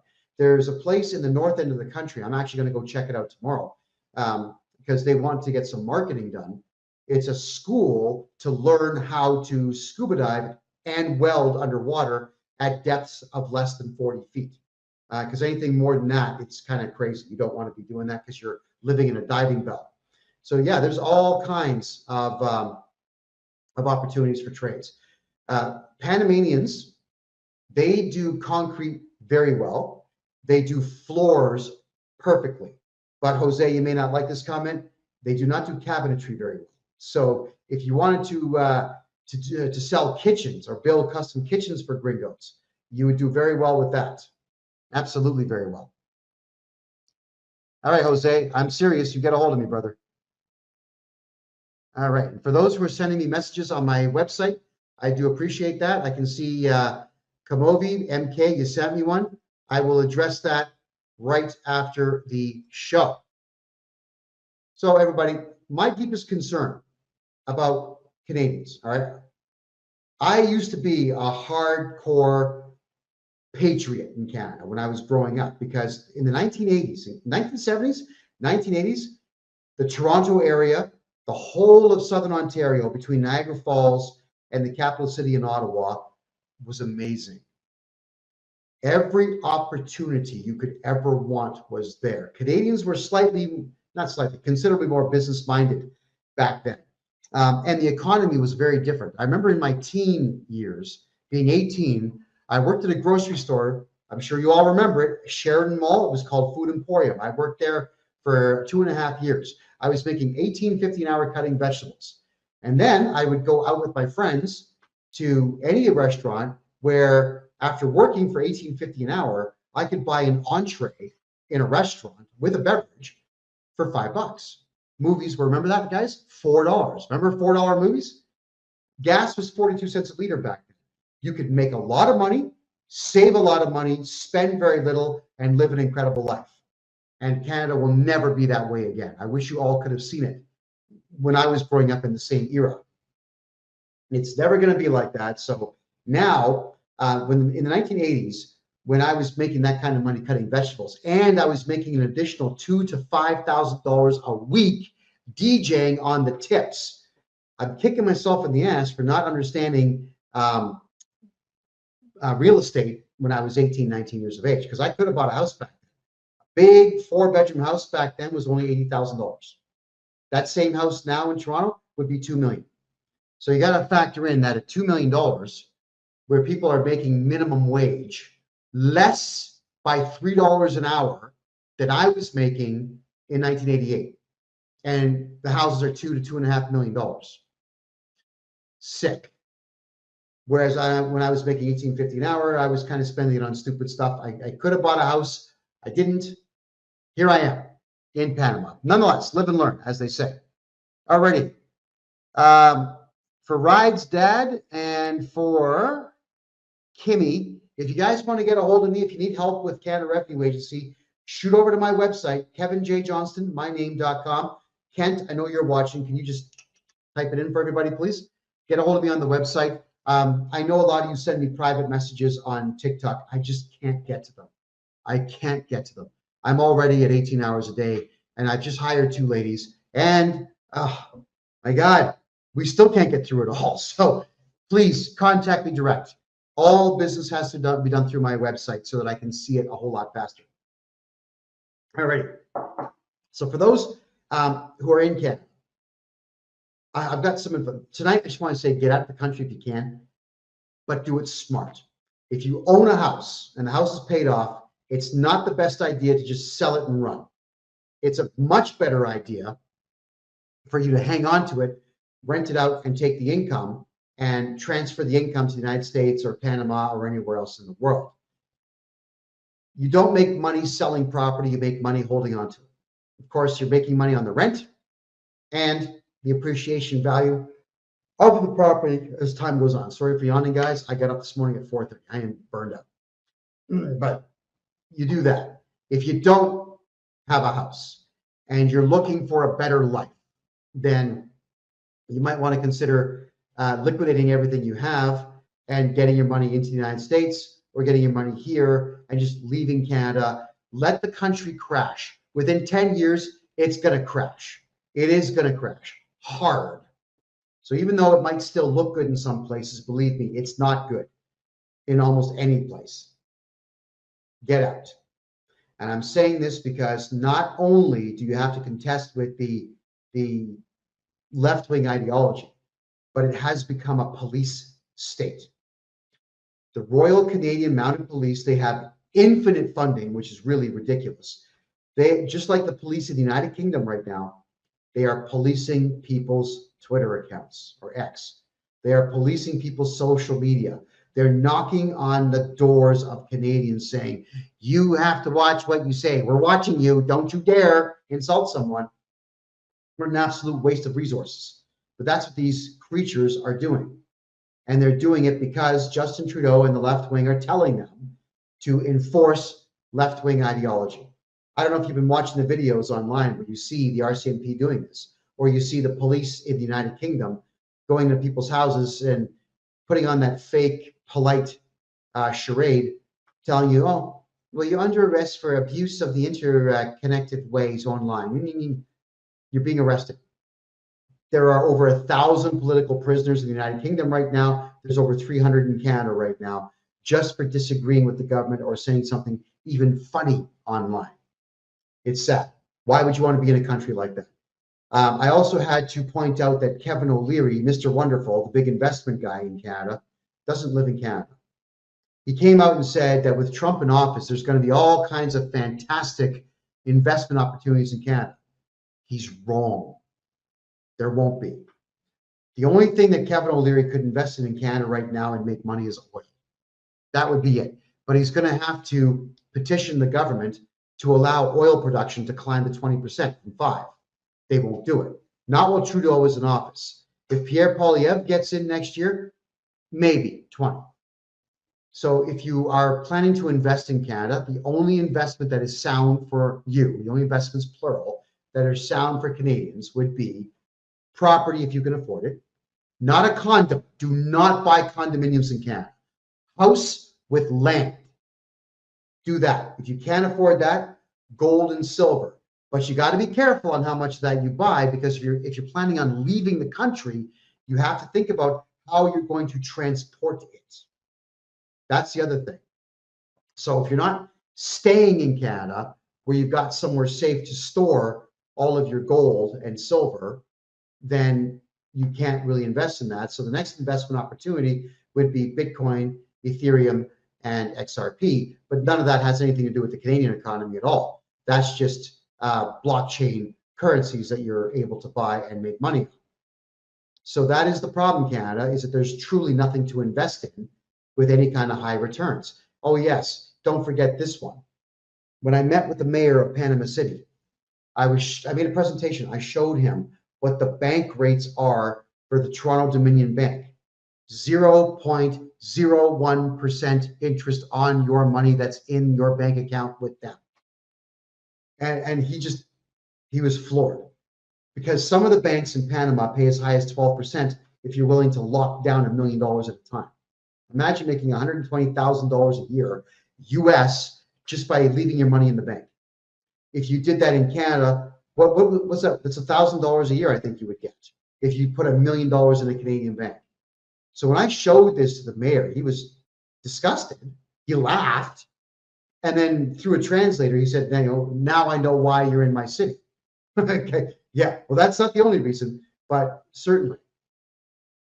Can you book a Zoom call? Yes, you absolutely can book a Zoom call. Just head over to my website, everybody, which is kevinjjohnston.com, and you can book your call there. I'll gladly talk to you about your tax problems. The Canada Revenue Agency has become excessively hyper aggressive because they have a mandate to collect as much money as they possibly can. Yeah, so understand that the vast majority of you are getting a lot of letters now where they're saying that you owe ridiculous amounts of money, but they can't prove it. It's called an assessment. So when the Canada Revenue Agency sends you out an assessment, it's a guess. It's a wild guess. Contact me. What we'll do immediately is we will appeal their decision, which stops the tax debt from even existing. You'll get a court date about 18 months to 2 years later, and I'll argue that one in court, but then we have 2 years to fix your taxes. I'll fix them up in a couple of weeks, but you understand where I'm going with this. We want to appeal everything. Now, someone's asked me a question here. Do you think that merchants can cancel the goods and services tax in Canada for 2 months in the stores? So what that is about, everybody, is there's a 5% federal tax on everything in Canada. Yes, Randy, e-transfers are no problem whatsoever. Just hit me on my website and I'll get you all that contact info. Thank you. So the goods and services tax is a 5% federal tax, and then most of the provinces will also have their own tax on top of it. So in the province of Ontario, which holds the city of Toronto, it's 13% in total. So what he's saying is that he's going to cut 5% off of grocery bills for December. But it's not a law. He's just suggesting it, which means that retailers out there who have to reprogram all of their cash registers and reprogram all of their software, they're not going to cooperate. I wouldn't cooperate. Why would they? The second that someone tells me that I have to work for free, I'm not doing it. I've had this told to me many times by the Canadian government that I've got to work for free. I've got to abide by this court order for free because some guy in a dress says so. It's not going to happen. Absolutely not. So no, retailers are not obligated to do so. And the vast majority are not going to do so. So what he said was he'll cut the GST for families because he wants votes. There we go. Well, Marlou, not all groceries are tax-free. So you got to remember, anything that's prepared food is not tax-free. Snacks are not tax-free. Beverages that come in a can or a bottle are not tax-free. There's a lot of things that are just not tax-free, unfortunately. So with him making the statement that the GST is being removed, you do make a good point, Marlou, that it's kind of a scam. It is a scam because a lot of what's in the grocery store is not taxed, but everything that is taxed, they're still not going to take the tax off it. And anything that you would buy in a convenience store is absolutely taxed the full amount because it's all considered luxury items. It was absolutely taxed. I don't believe for an instant that the toy stores in Canada are going to stop charging that 5% GST. Again, why would they? They're not obligated to do so. If the government wants you to do something, they have to get a court order to make you do it. Or they have to compensate you for your time. They got to pay you.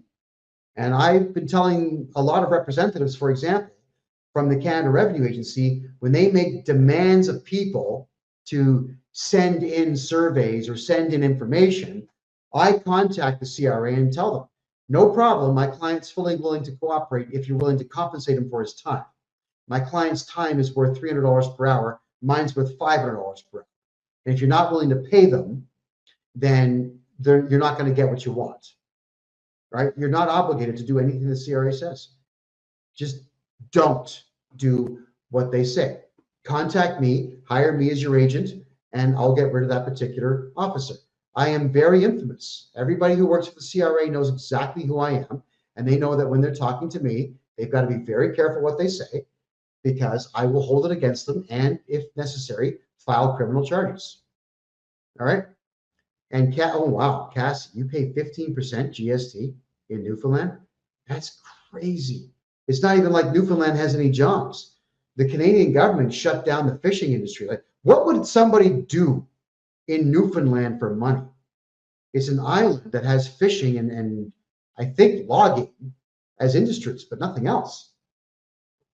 By God, I am sorry to hear that. I didn't know it was 15%. So that's horrible. But I'm not surprised. I'm disgusted, but I'm not surprised. All right. Yeah, and Newfoundland, I actually think Newfoundland made a very big mistake joining Canada in the 60s. I think they should have stayed as an independent country. I actually still have a whole bunch of Newfoundland money back in Canada. It's sick, and I'm thinking one day I might have to auction that off. It might be worth something. You never know. All righty. So we got 10 minutes left in our show here, folks. I'll field any questions that everybody has. Thank you, Marie. I do appreciate that. Thank you very, very much. Let me just check the Rumble room first here, everyone. Okay. All right. Are they putting mRNA COVID vaccine in your food? Well, I don't have any evidence to support that, but I do know that they've been modifying a whole ton of foods out there. And what I can tell you is this. The food in Panama is remarkable. It is absolutely free. Sweet stuff. Don't send me messages on TikTok. Go to my website, please. Don't send on TikTok. Please go to my website. It's so much faster for me to get to it. I appreciate that. Here's what you could all do.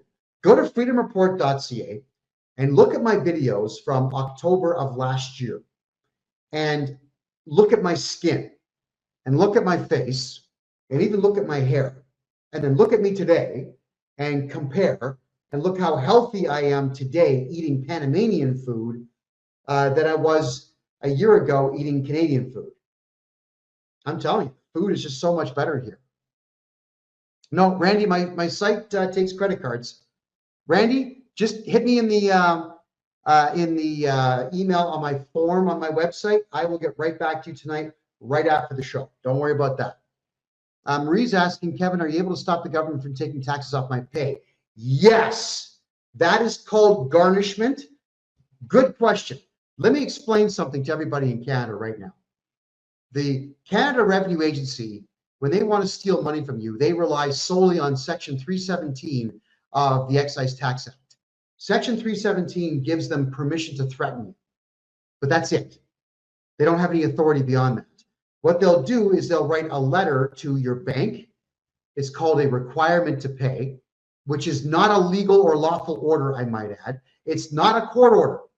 The banks don't have to give you money to the CRA, but the banks choose to. It's a choice. Your employer is not obligated to take money off your paycheck. Your employer is a coward and just does it anyway because, oh, I don't want trouble. I don't want to get audited. And if you do get audited, you hire me and I get rid of the auditor. You never cooperate with an auditor, ever. I get rid of them all the time.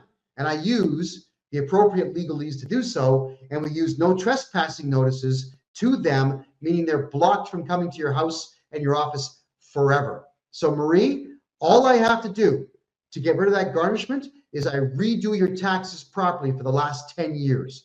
I probably can get you back about 75% of what you've paid over the last 10 years because I do your taxes properly. I don't do them like accountants do in Canada, who are all afraid of the CRA. Cowards. Never hire a coward. In Canada, ask accountants 2 questions. Number 1, if I get audited, will you cooperate with the auditor? If they say yes, get rid of them. They're a coward. They work for the CRA, not you. And then ask them, does the CRA have the power to take away your license? If they say yes, get rid of them. They're a coward. The CRA has no such power, period. You cannot deal with cowards, ever. Can you travel with gold and silver? Yes. And I'll have an answer for you how to get it into Panama in 2 weeks. I've got a meeting with a gold and silver expert down here. We're going to get that done for you. All right. So yes. So you sent me an email. You got no response. I'm in my email box right now, sweet stuff. So if you use the form on my website, please, right now, kevinjjohnston.com, it'll pop up right here in front of me. Please do that now.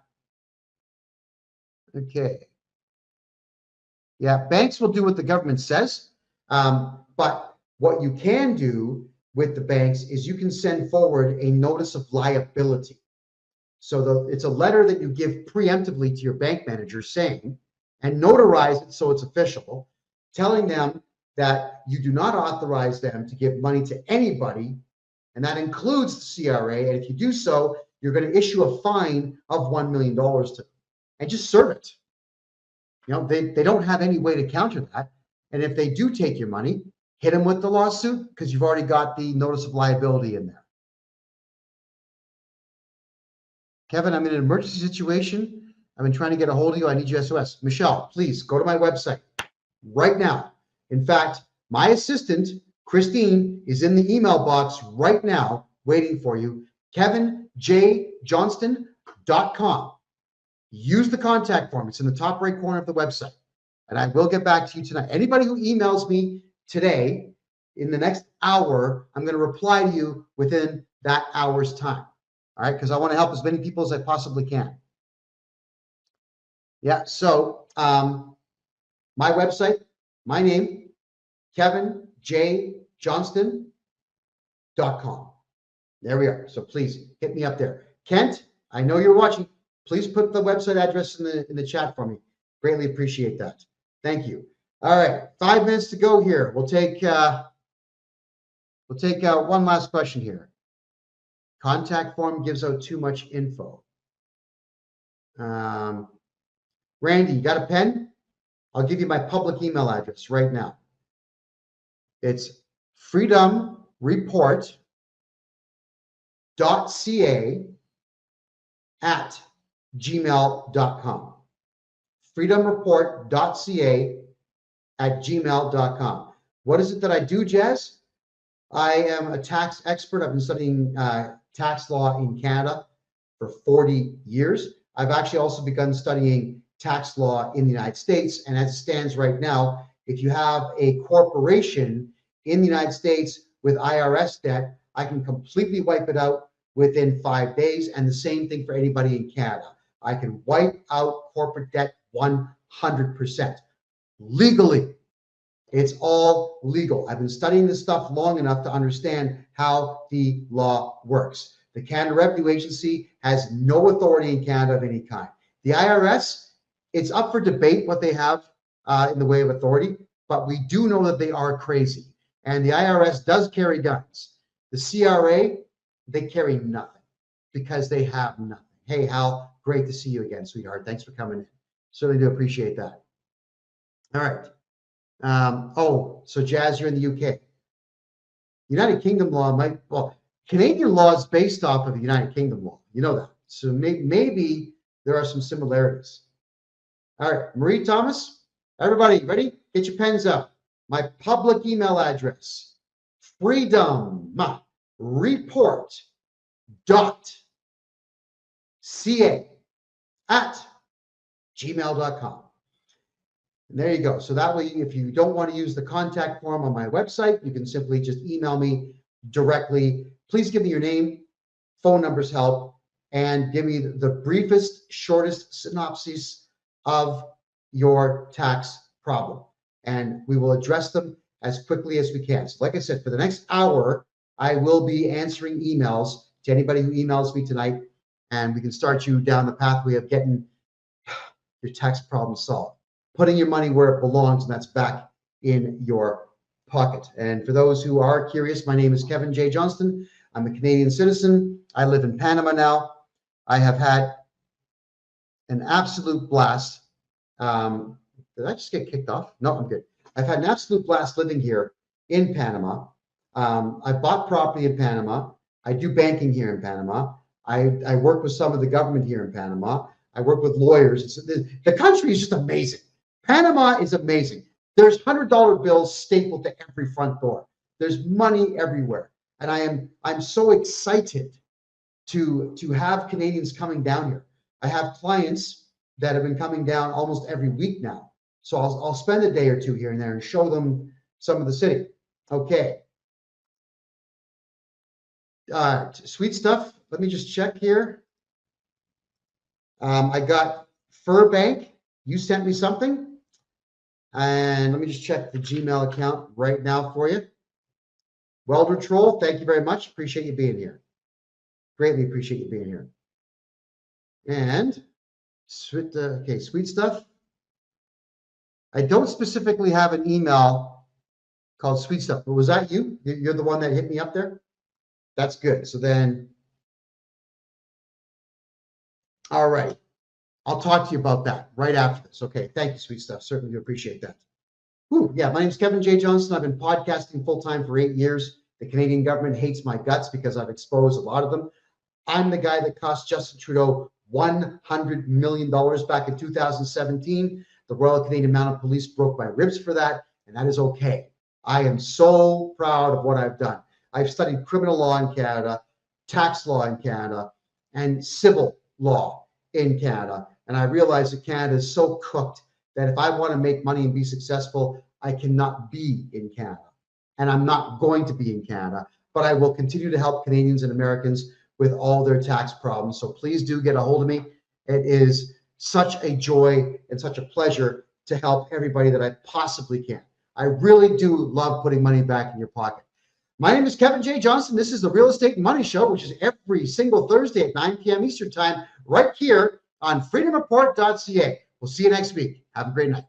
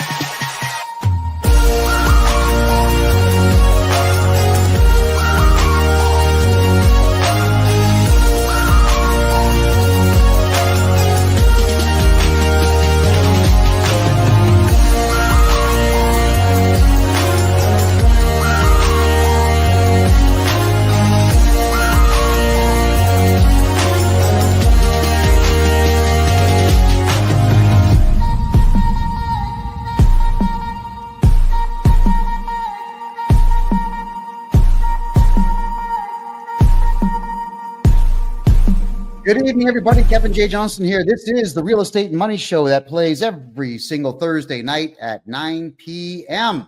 Eastern Time. And tonight we're going to talk about your credit score and how to protect your credit score, how to not harm yourself, I think is more importantly what the credit score thing is all about for tonight's show. I mean, I really want to make sure that we're delving deeply into what is both right and wrong with the FICO score system that we have in Canada and the United States. I'm sure many of you have gone out to apply for loans at some point in the past, and you've probably been denied at some point in the past. I think all of us have at some point. And with being denied a loan or just an opportunity even to rent, it's soul crushing, it's heartbreaking. And typically you have no idea why you've been crushed, why you can't get that loan, why you cannot rent that place, why you can't get the car lease that you want, why you can't get a simple $500 credit card. These are things that are very important to understand. Now, I don't have all of the answers because unfortunately FICO score algorithms are quite hidden from the public. They don't really tell us what they're basing all the positive stuff on, but I do have some of what to do. However, even though I don't have all the positive stuff that you can do, I've got the vast majority of the negative stuff that you can avoid to keep your credit score in good standing. So first things first is you want to talk about how you can find out what your credit score is. There are two major corporations in North America that people will go to check your credit score when you're applying for anything, any kind of credit whatsoever, or any kind of lease or rent. All right, that would be Equifax, EQUIFAX, Equifax.com in Canada. It's .ca. And the other one is TransUnion. Now, as far as I am concerned, these are criminal entities. What they do is they give you a credit score, but you never ask them to. Isn't that strange? They have your entire credit history that you never asked them to create. They have a credit score for you that you never asked them once to keep on. They're keeping records on your spending habits that you've never given permission for them to do. But somehow, if you've got a social security number in the States or a social insurance number in Canada, somehow they will know that you have these very things. So how do we combat this nonsense? And it is nonsense. All right. For TransUnion and for Equifax, all of you have to find out what your FICO score is. It goes, I think as low as 300, it goes all the way to 950. If you have a FICO score of 750 or higher, you're going to be pretty good at getting bank loans out there. And there is a way to get that to happen. I'll cover as much as I can in the next 52 minutes because it's only an hour show, everybody. How do you get your score? Well, Equifax and TransUnion, because of whatever deals that they've signed with the government, have to give you one free credit score of your own each year. So you go to their website, equifax.com or .ca, transunion.com or .ca, and you give them your necessary identification. Don't use a driver's license. If you've got a passport, always use your passport for any form of identification in Canada. Anytime at all that you want to know or do anything for that matter, it's passport only. It's nobody's business where you live. I know that a lot of you out there don't think that you've got the right to have your driver's license go to a PO box, and many of you can't afford to have one, but maybe 10 or 20 friends should all get together and have a PO box, split the cost, and send your driver's license there, just so that there is nobody spying around your house looking for what you got. All right. And the reason I say that is as a podcaster, unfortunately, when I was podcasting in Calgary in 2021, everybody in the city knew where I lived. They all knew that there was going to be a podcast taking place there. So we always had to double lock and triple lock our doors. So we had the front door was locked. We put a steel cage over the window of the room that we used, and we installed an extra door in the hallway and put a lock on that just to buy time if anybody chose to break in. It sucks when people know where you live. So don't let anyone know where you live. But you are allowed to get yourself that free credit score, and you got to find out everything on that credit report that is harming you. Now, you have the right to object to everything on your credit score when you get it. Now, don't be silly and object to everything at the same time. What you got to do is you got to pick on small stuff. So what you got to look out for is late payments on credit cards. You got to look out for a bill you didn't pay and figure out who it was you didn't pay it to. You got to look for what's called the R9. R9 is when you just completely abandon a debt. All right. How do these things get there? Well, people that you didn't pay will put it there. Sometimes people you don't like will put it there to damage your credit score, damage your reputation. So you want to begin writing simple letters, send them registered mail to Equifax saying that you have no idea what that is. It seems like it's either erroneous or it's fraudulent. Please remove it. And they are obligated at that point to prove that there was a debt. You don't have to prove there is no debt. They have to prove that there is one. If there's going to be an R9 or any particular type of complaint on Equifax or TransUnion, you've got to demand in your letter, what is it? Who's the contract with? Where did it come from? Why is it there? And they've got to prove all that. If they can't prove it, you have to demand you deal with this in 30 days or you must remove it, and they will remove it. R9s are a bit more difficult if it's a credit card company, because obviously the credit card company will be able to prove it, but we can still argue it. You want to make sure that each time you get something off your credit score, that you send another letter in complaining about the next thing. Get your credit score to be patched up as quickly as is possible. Now, what is it based on? Well, here's a graphic, everybody. I got to put this white piece of paper here so you can see all the numbers. All right. 30% of your credit score is based on the amounts that are owed. 10% is on new credit that you acquire. 15% is the length of your credit history. I'll move the microphone here. 10% would be credit mix. It's not really defined all that well. And 35% will be your payment history. Okay, where do we begin with this? Let's say you just are starting off in life and you want to build some credit. How do you do it? Well, you would apply for a simple credit card. Get yourself the minimal amount, which is a $500 credit card. They usually will just give those out to everybody. They really will. Go to a bank machine, take a cash withdrawal, hide the money somewhere. A week later, pay it off. Do it again, pay it off. Do it again, pay it off. Just keep doing this. So while you're taking cash withdrawals on your credit card, now don't make purchases because you got to pay for the purchase. You're taking out cash and you're going to put it back on. Yes, you're going to pay a transaction fee, depending on the machine, $1, $5. It's going to be something like that, but you're building credit. You're building a history of paying your bills to a major creditor. Then you'll go to a bank, you'll open up a bank account, and you'll ask for a very small bank loan. Let's say $1,000. Why? Oh, it's for school and I got to buy a laptop. Oh, okay, that's fine. They'll get it to you. Don't spend it. Put the money in a hide the money somewhere that no one's going to find it. Make 3 payments and then go pay it off. Now you got to ask for $2,000. Repeat the process. Make 3 payments and then pay it off. Don't spend the money, because then you have to go out and earn that money. And now what you're doing for your credit score is you're building credit score points up. And it works. Eventually you'll get a $5,000 loan, then 10, then 20. You're going to keep doing this until you actually need to borrow on something in the future that will improve your life. Like, let's say a car, a truck. Don't buy those. They depreciate. Better yet, a house. Or you could lie and say you need a loan to buy a house, but then just go ahead and buy a ton of Bitcoin.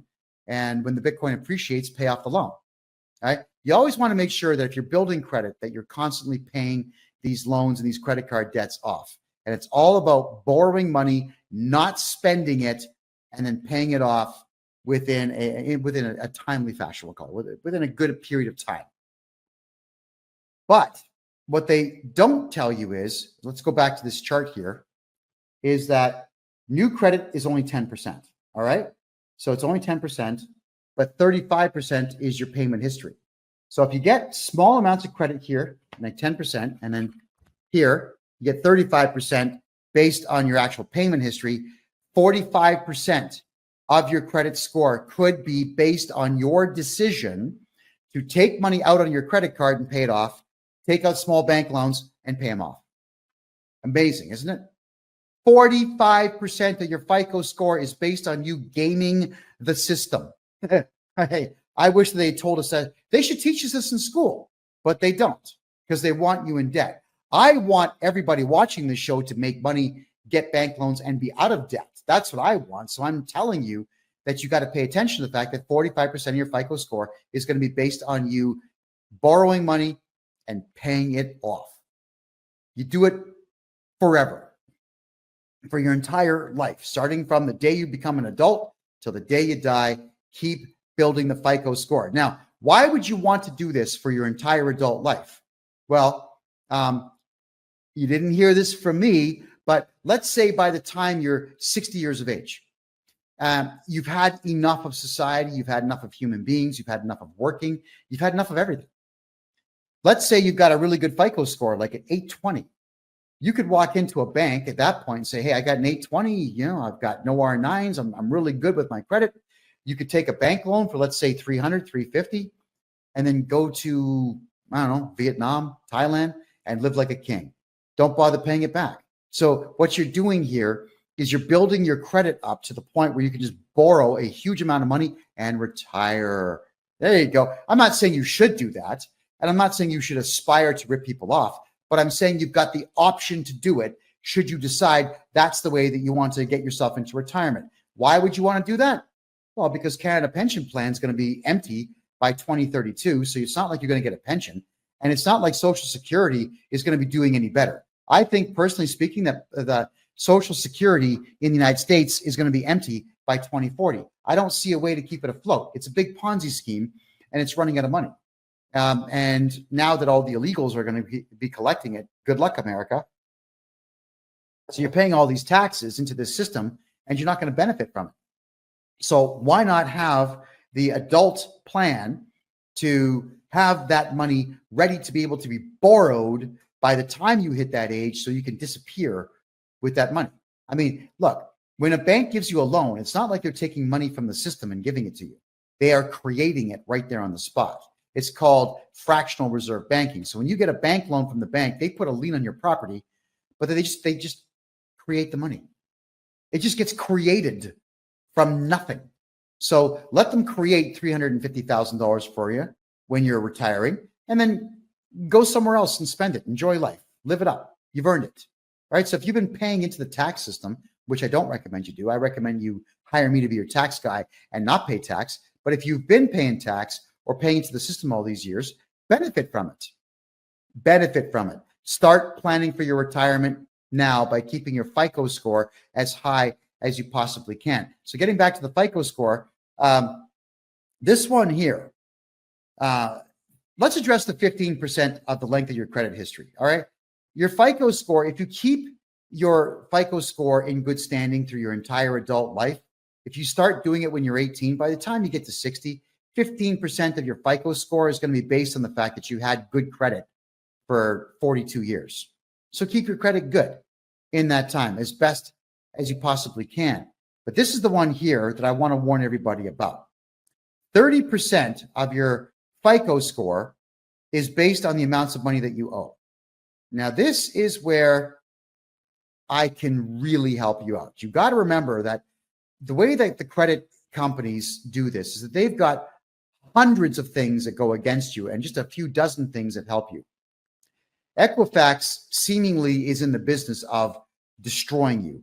Equifax seemingly is in the business of keeping you down, of not allowing you access to the capital that you need to become wealthy. That's what it seems like they're doing, which again, in my opinion, makes them criminals. But it's not like I can walk in there and just shut the company down, but I can tell you how to combat them. Knowing that 35% of your FICO score is going to be based on bad debt that you carry, here is the way to protect yourself. Let's start with basic rudimentary stuff. If you get a cell phone plan, doesn't matter with who. In the States, you got all of them. AT&T, you got Verizon, you've got Virgin, you got them all. In Canada, there's not as many. You've got Fido, Bell, Rogers. I think Cogeco just got bought by Rogers. There aren't many. It doesn't matter if you pay your cell phone bill on time for your entire adult life. That does not increase your credit score, which means that your cell phone bill should never be in your name, because I'll tell you why, is because there's a good chance at some point you're just going to forget about your bill. You're just going to forget. You didn't pay it. They report you to the credit agency, and now you've lost some FICO points. That sucks. How do you combat? Oh, let's have with this one. Let's just say they don't tell you about your roaming fee. And this has been happening with a lot of Canadian accounts. You go to Italy or you go to Germany and your phone gets turned on for just a brief second by accident. And all of a sudden, boom, $1,500 worth of roaming fees, just like that. Crazy. And if you don't pay it or you argue it, they just tag your credit score. So you can never put your cell phone in your real name, ever. You can't really do that with Bell and Rogers and the big boys because they want to see identification. But you can do it through a corporation. That is correct. You take your corporate documents in. You say, "Hi, my name is, here are the corporate documents. We want to get a corporate cell phone plan." Then they'll say, "Well, we want to secure it against you personally." I'm saying, you tell them, no, it's for the corporation. If you guys shut down this phone, we can't do business. I'm not going to secure it personally. And if you argue enough and just decide, okay, you know what, leave, then go to another cell phone dealer. They're all over the place. How many times have you seen foreigners that own cell phone shops? They'll find a plan. Somebody will do the deal. Just keep doing it until you find someone to do the deal. Make sure your cell phone plan is never in your name, ever. Okay? You get that? Doesn't matter if you're paying on time. It doesn't help your FICO score. But if you miss one bill, it hurts your FICO score. So your cell phone has got to be in that name or a company name, which you could also do. Let's say you're renting a place and you've got to pay utilities. If you've opened a corporation specifically to keep your name off of bills, then what you would do is get the internet bill and the gas bill and the electric bill and the water bill all put into, yes, you guessed it, a corporation. All of it. Even if the corporation's not making money, who cares? If you skip on a bill, it doesn't matter. They're going to bill the corporation. Just as long as your name is not listed as the director of the corporation, everything's going to be fine. Now, I do corporate courses on this. And if you want to get involved, come January 1st of next year, we're going to have a subscription-based website where for $25 a month, I'll be doing 1 or 2 shows a month that are private to members only to learn this stuff. But this is the general synopsis of how to protect your FICO score. The other thing is, if you don't want to go through the expense of registering a corporation, even if you buy a house, you can jump on the phone with all the utility companies, say, "Hi, I'm John Smith, Arnold Schwarzenegger, Richard Pryor. I'm somebody. We need the gas bill hooked up." In most provinces in Canada and about half of the states in the United States, they don't ask for identification or even clarification. They say, "Yeah, no problem. We'll send someone out. We'll get you all hooked up." Ta-da. So now the bill is in someone else's name. Why? Because if you pay your gas bill on time for 45 years, it doesn't positively benefit your FICO score. If you pay the water bill, it doesn't benefit your FICO score. If you pay your internet bill on time, it doesn't benefit your FICO score. Nothing benefits your FICO score when it comes to household utilities, but it can hurt you. So let's really go down the rabbit hole here. I'm sure all of you have maybe heard of Text Now. It allows you to have a separate phone number on your cell phone plan. All right. So you get a Text Now phone number, and that's the one that you would use for all of the bills on your house, especially if you're renting. If you're buying, it's great. I mean, do the same thing. Have the bills in a fictitious character's name and have them phone your alternate cell phone number looking for payment on the bills, because you're going to miss a bill. That's just how life works, guys. You get sick, you get in a car accident, you're going to not pay some bills. You don't want your FICO score dropping because you are incapacitated. Maybe you live with some friends and they skip out and they don't pay the bill. You got to catch up because your friends are jerks. Yeah, maybe you got a boyfriend, girlfriend, whatever it is. You guys break up. Someone doesn't pay the bill. If it's not in your name, it doesn't matter.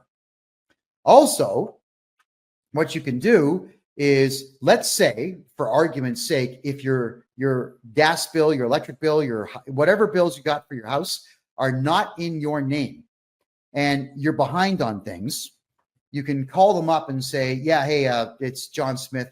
I need you to disconnect the gas and the water and everything else. I'm moving out of this house that I'm renting. No problem. They'll cut everything off. Tell them to send the final bill to your email address or text it to your phone. They will. And then you get rid of that particular text now phone number. And 2 days later, you get yourself another text now phone number or another one of the like Hush phone number. Any of these phone numbers that are voice over IPs, call them up saying, different voice. Hey, what's up? I'm Ricky Savage Michelson, and I got to get some bills. I just moved into this rental house. And the process starts all over. So you can actually get away with not paying between 3 and 4 months worth of bills, and you get a new name attached to the same residence that you are living in, and it doesn't hurt your FICO score. Right? It doesn't hurt your FICO score. If you're not going to pay bills, it doesn't hurt your FICO score. Now, I'm not encouraging all of you to not pay bills if you don't have to. I'm telling you that I understand with our rotten economy in North America right now and the severe lack of money in the money supply right now, that these are the options that you have to give yourself. So FICO score, protect it by making sure the house bills are not within it. If at all, if you can avoid anything, if you can avoid using your real name on anything, you have to avoid using your real name wherever you possibly can. The driver's license is usually where you all get screwed. When you use a driver's license as identification and it's got your home address on it, whoever wants to harm your FICO score can do it. If you absolutely have to show identification that's got your name and face on it, passport every single time. If you have an expired passport, keep it, because you can use that. If they say, we want to see 2 pieces of ID, 2 passports. And they might say, well, one of them is expired. So there is no law that says you can't show expired identification. The only problem with an expired driver's license is that you can't drive with it, but you can still use it as identification. The only problem with an expired passport is you can't fly with it, but you can still use it as identification. Any photo ID card in Canada that expires can always be used to identify you. You just can't use it for the prescribed use that it's for. So don't listen to anybody's crap when they tell you that you can't use that expired driver's license, health card, passport. You can. It doesn't have to be updated to be valid. It's still valid.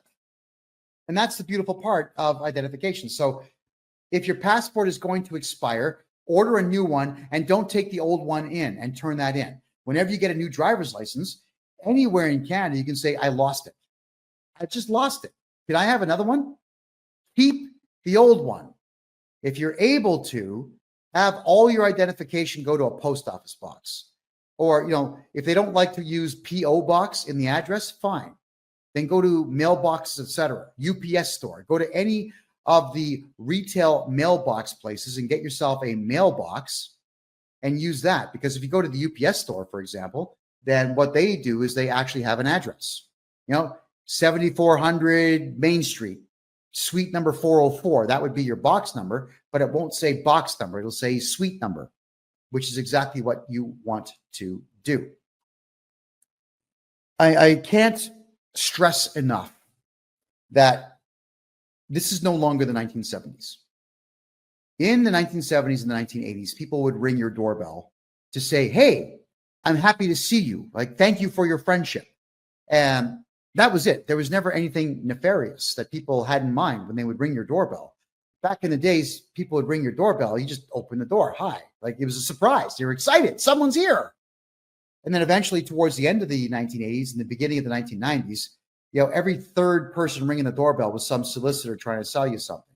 So you had to get really good at yelling at people saying, get out of here. And it's annoying to have someone, unfortunately, they are legally allowed to do so. The law says they can ring your doorbell, but they have to leave when you tell them to. I don't want to get out of my chair or stop what I'm doing to answer the door for someone I don't know. I really don't, but it is what it is. And now, 9 times out of 10, when someone knocks on the door, it's someone looking for money, or it's the cops asking you why you said that thing that time on social media, or the cops are saying, well, someone complained about your car and we're here to investigate, and so on. Yeah, it's someone looking to gain money or leverage from you or on you these days. So unfortunately, with the way the world is these days, you want to make sure that nobody has access to your front door anymore. This is not to do with your FICO score. This is just you personally protecting yourselves. If you have the means to build a cage in front of your front door these days where someone has to enter the cage to get at your front door, I strongly recommend that. It's sad that our society's crumbled that way, but it has. So you cannot let people have leverage on you. And that's the same thing with phone calls that come in. I can't stand the fact that if you have a landline in Canada, you get absolutely bombarded by people from outside the country trying to sell you something and asking questions. And unfortunately, Canadians and Americans, they're high trust societies, so people answer questions. Like, don't answer questions to people that phone you. They're fishing for information to steal your identity. Start hanging up the phone.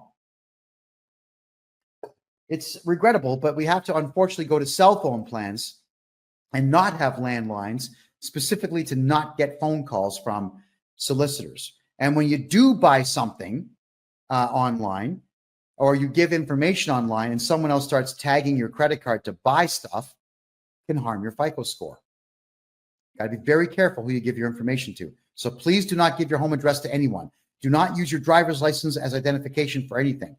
If you're in a rental house, use fake names to get utility bills done. Passport only for ID for anything. And if you can avoid using your real name, avoid using your real name. And even for things like signing your kids up for sports. Yeah, you've got to give your kid's birth certificate up. But when they say that we want to see a hydro bill to prove that you are living where you say you are, no. No. I want all of you to change how you think. Everybody out there, you have to assume everyone out there is a scumbag and everyone out there is going to try to steal from you.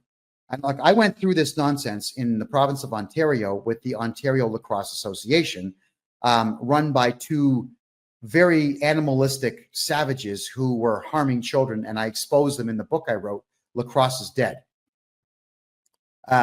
which is free on my website, by the way. And in there, what they would say is that if you were going to sign your child up to play lacrosse in my hometown, Mississauga, that you had to prove you lived in Mississauga. Why? What does it matter? What if you lived on the border in the next town over called Oakville? But to play in Oakville, you had to go 24 kilometers that way instead of 1 kilometer that way. Why would you want to waste time and fuel? Why do you have to prove this? So all of you, when you know in advance you may have to show a bill to prove that your kid goes there, get an affidavit done instead. Write up an affidavit. Hi, my name is, I'm of this age, and this is to certify that I live in the province of Ontario and the city of Mississauga in the community of Arundel, Meadowvale, Cooksville, Heartland, whatever. I live in the city of Toronto in Scarborough. You don't have to give your address, because if you're swearing this in and having an affidavit stamped in Canada and the United States, it's just like you testified in court. They've got no choice but to accept it. And if they don't, you can do what? File a lawsuit. That is correct. The problem with the Ontario Lacrosse Association, and again, it's all in my book, is that they were taking the birth certificates and they were taking your home address and they were selling the information. They were selling your information to others. Okay. So I'm turning my Wi-Fi on, everybody. I think I'm getting some complaints that my mouth is not synced with my audio. So tell me if it gets any better there on TikTok, please. Yeah, they were selling the information.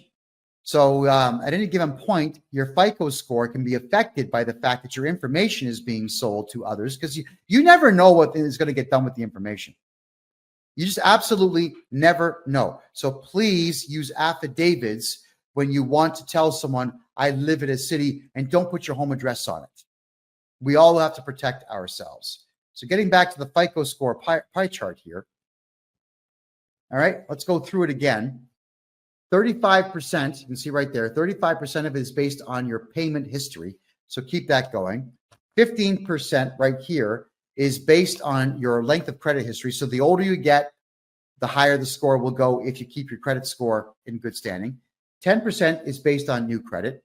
And 30% in the red here is based on debts that you owe. And then the 10% credit mix, this would be, were you successful in getting a bank loan? If yes, how many times? Were you successful in getting a mortgage? If so, how much and how long ago, and so on. Do not apply for loans on what's called a hard credit check unless you've already done your own soft credit check. Here's the difference between the two. A soft credit check is not you applying for something. It's you checking out your own credit score.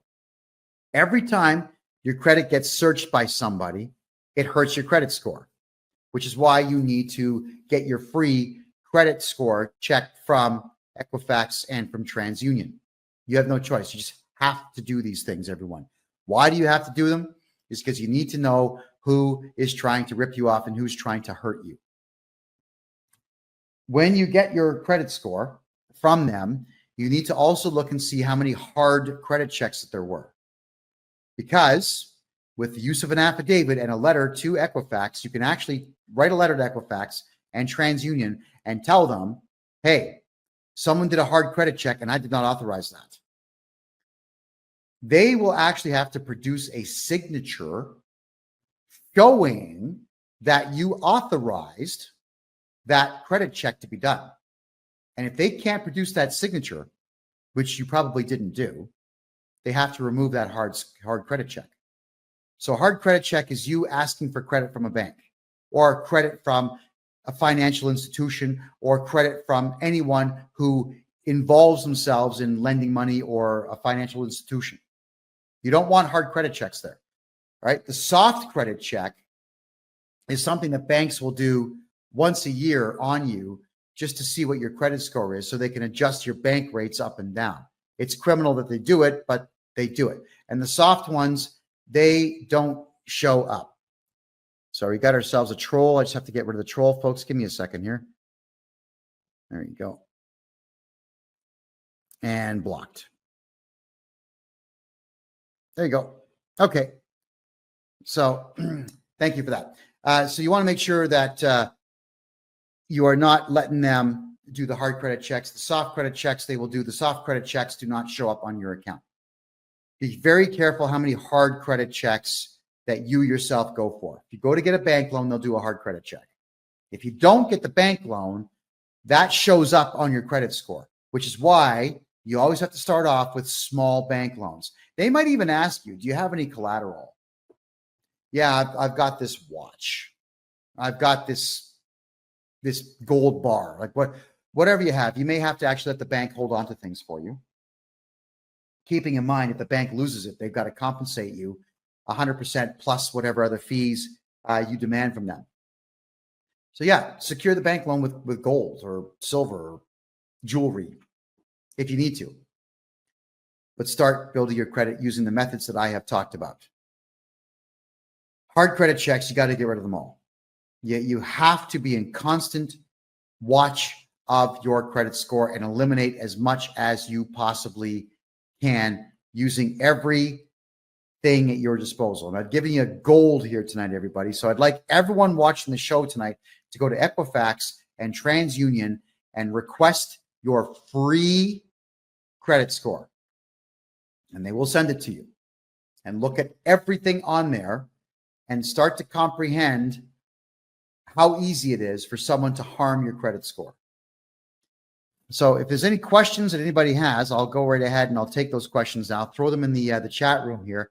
This is to do with your FICO score, everybody. It's to do with credit scores. You want to make sure that your credit scores stay intact. Oh my God, we got trolls here tonight. I thought we got rid of all these guys. Oh man. There we go. Confirm. Sorry, guys. Occasionally we get trolls coming in here that like to badmouth me. There's a propensity for, we'll say, non-conservatives to not appreciate the fact that I'm teaching people that the conservative way of doing business and living life tends to be the more successful of the two. So for the profanity that sometimes show up in the chats, I do humbly apologize to all of you. FICO scores themselves, I've been asked many times if it's possible to remove yourself completely from the FICO score. You know, we did have a friend of mine.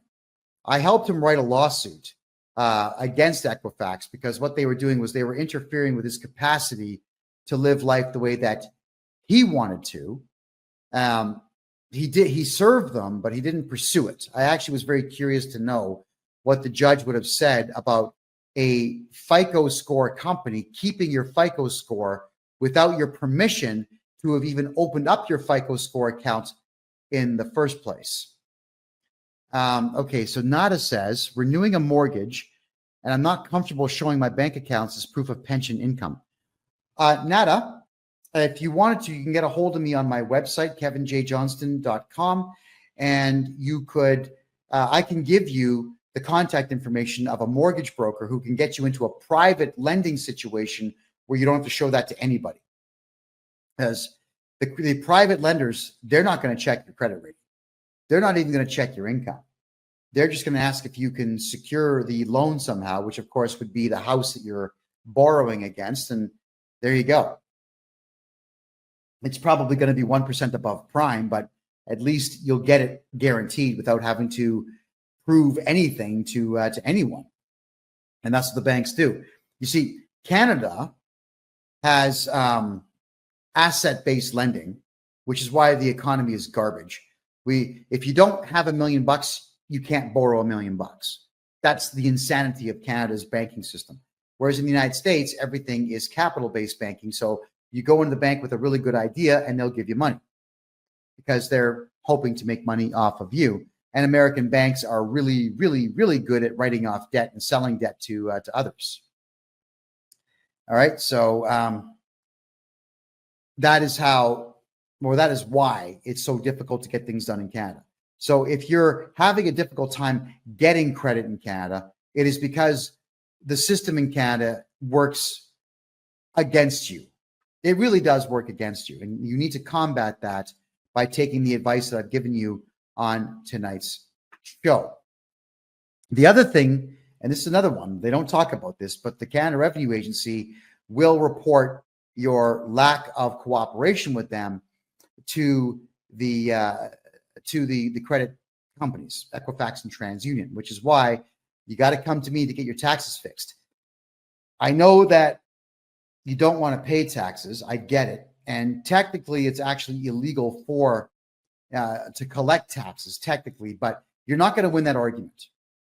If you're going to pull the free man on the land stuff, the sovereign citizen stuff, you're going to lose. So what we got to do is make sure your taxes are done properly.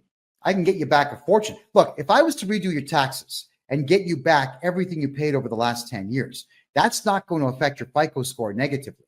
But if you don't do your taxes for 10 straight years and you ignore them for 10 straight years, you better believe that will affect your FICO score. When we do all your taxes at one time and we find out that you don't owe money, it's going to increase the FICO score a little bit, but not much. It's not like the CRA is going to report to the credit agencies saying, oh, yeah, now he did his taxes, remove that, please. That's not what they do. That's why you have to be in constant contact with Equifax and TransUnion to be able to reverse the damage that's being done on your credit score. So to be able to remove yourself from the whole credit score thing is not something that I have pursued yet, but I'm sure at some point we're going to be able to figure that out. I'm sure there's case law somewhere in the world where that has been done. And if anybody out there knows the case law, send it to me and I'll read it and I'll interpret it and then I'll get another interpretation on it and then we will talk about it on this show. So everyone, FICO scores, very important. And for the next 15 minutes, what I will do is I'm going to recap what I've talked about in the last 45 minutes. So for those who are joining us late here, you'll get a chance to hear what I have to say on this. And with your FICO score, it is based on the following factors. So let me just bring the see here. Let me bring the chart back up for you. So right off the hop, 35% of it is going to be payment history. Your payment history is 35% of your FICO score, which is why you want to make sure that when you're borrowing money, you're not buying stuff. You're borrowing money for the sole purposes of building up your credit, because 10% is based on new credit that you get. So 45% of your credit score, everybody, is based on you acquiring some credit and keeping it in good standing, which is absolutely what all of you should be doing. Get what I was saying earlier in the show is you go to your bank machine with your credit card, get a credit card for $500 on it, take money out, hold on to it, pay it off a week later. Take more money out on the credit card, cash advance, pay it off, cash advance, pay it off. If you do this every week, that's 52 positive FICO score increases per year on just that one credit card. So once you've done that, you can apply for another credit card. So get a Visa and a MasterCard, both with $500 on them, and do the same thing, like Visa, MasterCard. Go to the bank machine, pull the cash. So if you have 2 credit cards, then that's 104 positive influences that you can have on your FICO score. Isn't that incredible? So after a year of doing that, as I said earlier in the show, you go and get a bank loan for a small amount of money, $1,000. Tell them you're buying a laptop for school. Keep the money in your room, hide it, make 3 payments, pay off the loan early. And meanwhile, while you're doing this, you're playing the credit card game. Then get a loan for $2,000. Make 3 payments, pay it off. Don't spend the money. Never spend the money. You're just taking it out for the purposes of putting it right back in and building your FICO score. Just keep getting bank loans so long as you've been building credit slowly. And then eventually you'll have yourself in a position where you could get a mortgage in the future. And let's just say you do get a mortgage in the future and you pay it off in good time and good standing and whatnot. And you keep your FICO score over 800 points. By the time you get to your 60s or 70s, you can get yourself a very big unsecured loan and just keep the money. And that's your retirement plan. So your retirement plan should not be Canada pension plan. It should not be Social Security in the States. It's going to be empty by the time anybody my age gets to retirement age to collect on it. You're never going to collect on it. Build a good FICO score. Take the money, take a loan out when you get older, pocket the dough. Pocket the dough. It's yours. That's why I'm encouraging all of you to build credit and keep it in good standing. When you rent a house or you buy a house, none of the utility bills in that house should ever be in your name. Just in case you forget to pay a bill, you get sick and you can't pay a bill, you lose your wallet, you can't pay a bill, you get robbed, you can't pay a bill. If it's not in your name, it doesn't matter how late you are. It's never going to affect your credit score negatively. And that's exactly how you should want it, where it never affects your score negatively, period. Cell phones should never be in your name because at some point, I promise you, you will miss a bill or you're going to go over on your data or someone's going to ghost your phone and they're going to use your data. You got a big bill and you can't pay it, never in your name. And if that means that you need to get prepaid phones, then so be it. Not a problem. And for those who want to buy a property here in Panama, everybody, get a hold of me on my website, kevinjjohnston.com. Now, how do you not use your name when you're getting bills? In Canada, it's real easy. When you phone up saying, hey, from an alternate phone number, like a hush phone number or a text now phone number. Hey, what's up? My name is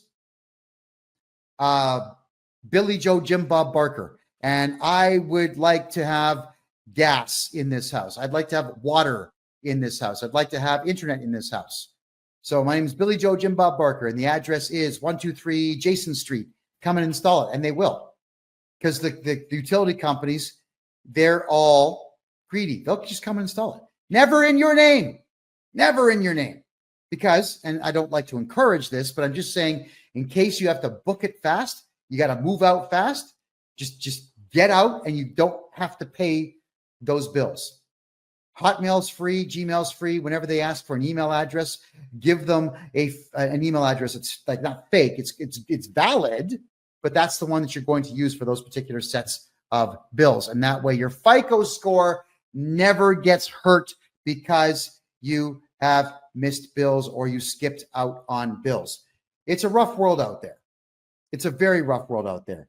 And quite frankly, with the nasty and useless service I've gotten in the past from Enbridge, Gas in Canada, from EnerSource, from all these companies, from Bell Canada for phones and whatnot, I don't care about them.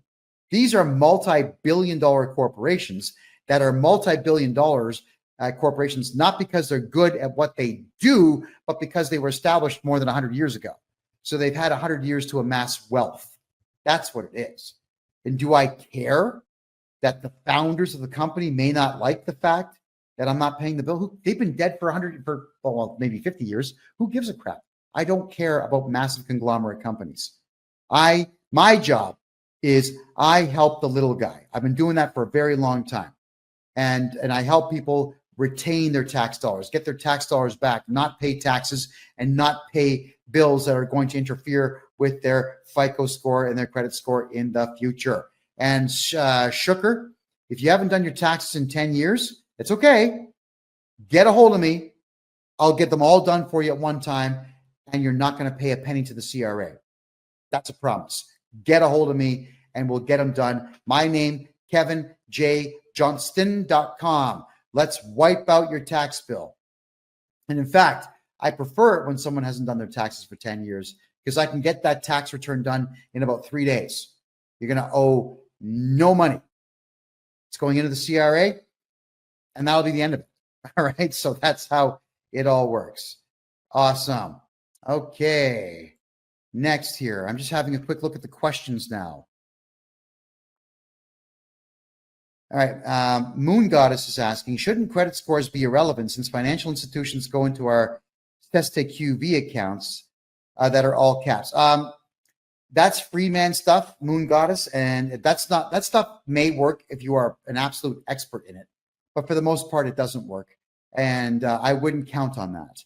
What I would do is play their game in their arena, keep your FICO score as high as you possibly can, and you're going to be just fine. All right, stay away from the free man on the land, people. Okay, guys, they're going to hurt you, not help you. That's the big problem with the free man on the land stuff is you've got individuals who think they've got some magical solution, and they don't, using magic words, like sprinkling fairy dust on your paperwork and it goes away. It's not how it works. Do it my way. My way is I know the law. I've studied tax law for 40 years and criminal law for 20 years and civil law for 20 years. I know what I'm doing.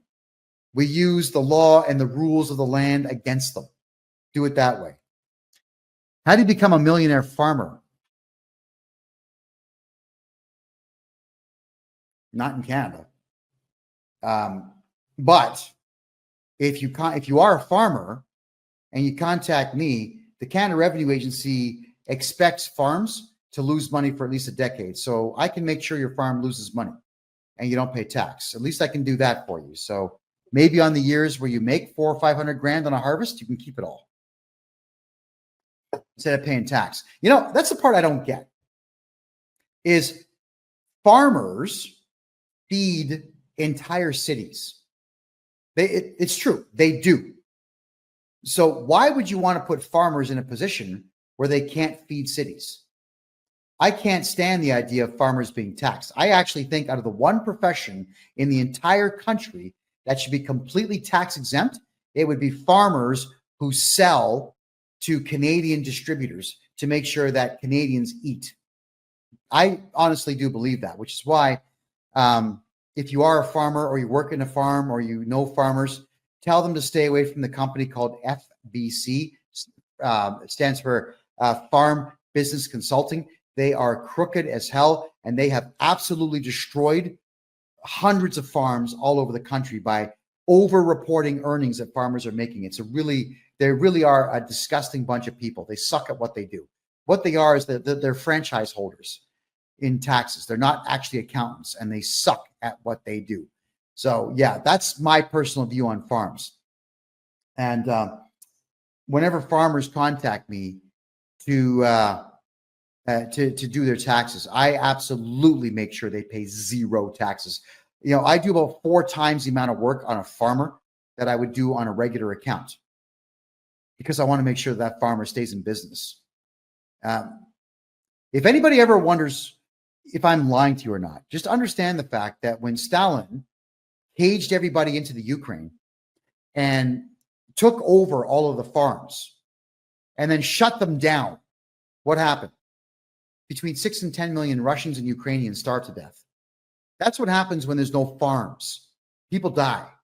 So I want to make sure, and I'll be petitioning the government at some point in the future to completely keep farmers from having to pay tax. And so long as they're growing, then they should not be taxed. If they are selling anything, I don't care what it is, cucumbers, wheat, beef, they should not be paying tax on any of it. And what's really bizarre too is that there is farm fuel. So you can buy diesel fuel to run farm equipment and at a much lesser price. It's probably like half. I don't know the exact amount, but it's about half of what you would pay at the pump. And then what they'll do is they put this purple dye inside of it so that if you fill your tank with it to drive around, like your pickup truck or your diesel-powered Mercedes or whatever else, sometimes you get pulled over by losers, and they are losers. These supposed traffic guys, like in the province of Ontario in Canada, they're called MTO, right? And they're the guys who couldn't pass the psychological exams to become cops. So instead, they sit in these cars that have sirens on the top and cherries, and they'll pull you over saying, well, I work with the MTO, and I'm going to take your license plate. And they actually will go inside your gas tank and pull it out and see if the gas is purple. And if it's purple, they'll write you this massive $1,000 fine for using farm fuel for your vehicle. So how do you beat that? 2 gas tanks. Right? That's what you do. You have one gas tank, which is the main one, partition it, put some regular gasoline into it that you never burn, and have a secondary fuel tank in there and use farm fuel. There you go. There's some help for you right there. All right. So keep in mind, everyone, you got to protect that FICO score. Rewatch this show, which is going to repeat all weekend now on Rumble. Just type in freedomreport.ca to watch the repeat. I'd like all of you to take the advice that I'm giving you here to make sure that you build credit and you hold on to credit so you can use your good credit score in your 60s and 70s to take out massive bank loans and never pay them back and retire with the bank's money. Because if anybody out there screws the banks in Canada or United States, I'm a happy guy, because that's all the banks do out there is rip we, the small guy and gal, off on an absolute regular basis. That's crazy. My name is Kevin J. Johnston. Thank you very much for being here. This is the Real Estate and Money Show, where we talk about real estate, money, investment, gold, silver, and taxes. And we do it every Thursday at 9 p.m. Eastern Time. I want to say thank you all for being here. I can't wait to see you again next week, which we will do at freedomreport.ca. Have a great night.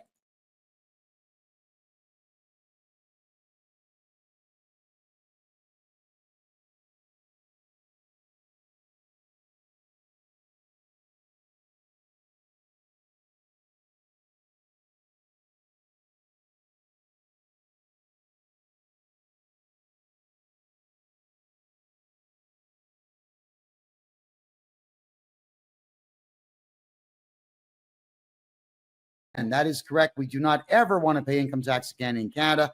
And we don't ever want to pay corporate income tax again in the United States of America. So let's talk about how to not do those two things. I just wanted to say thank you to everybody for having watched this show every single Tuesday and Thursday at 9 p.m. Eastern time. We're going to be making some changes in 2024, so we may or may not be continuing the show on Thursdays, but absolutely Tuesday nights are never going to end. Those are our highest traffic nights. I'll let all of you decide. If you want the show to continue on Thursdays, you do indeed need to let me know.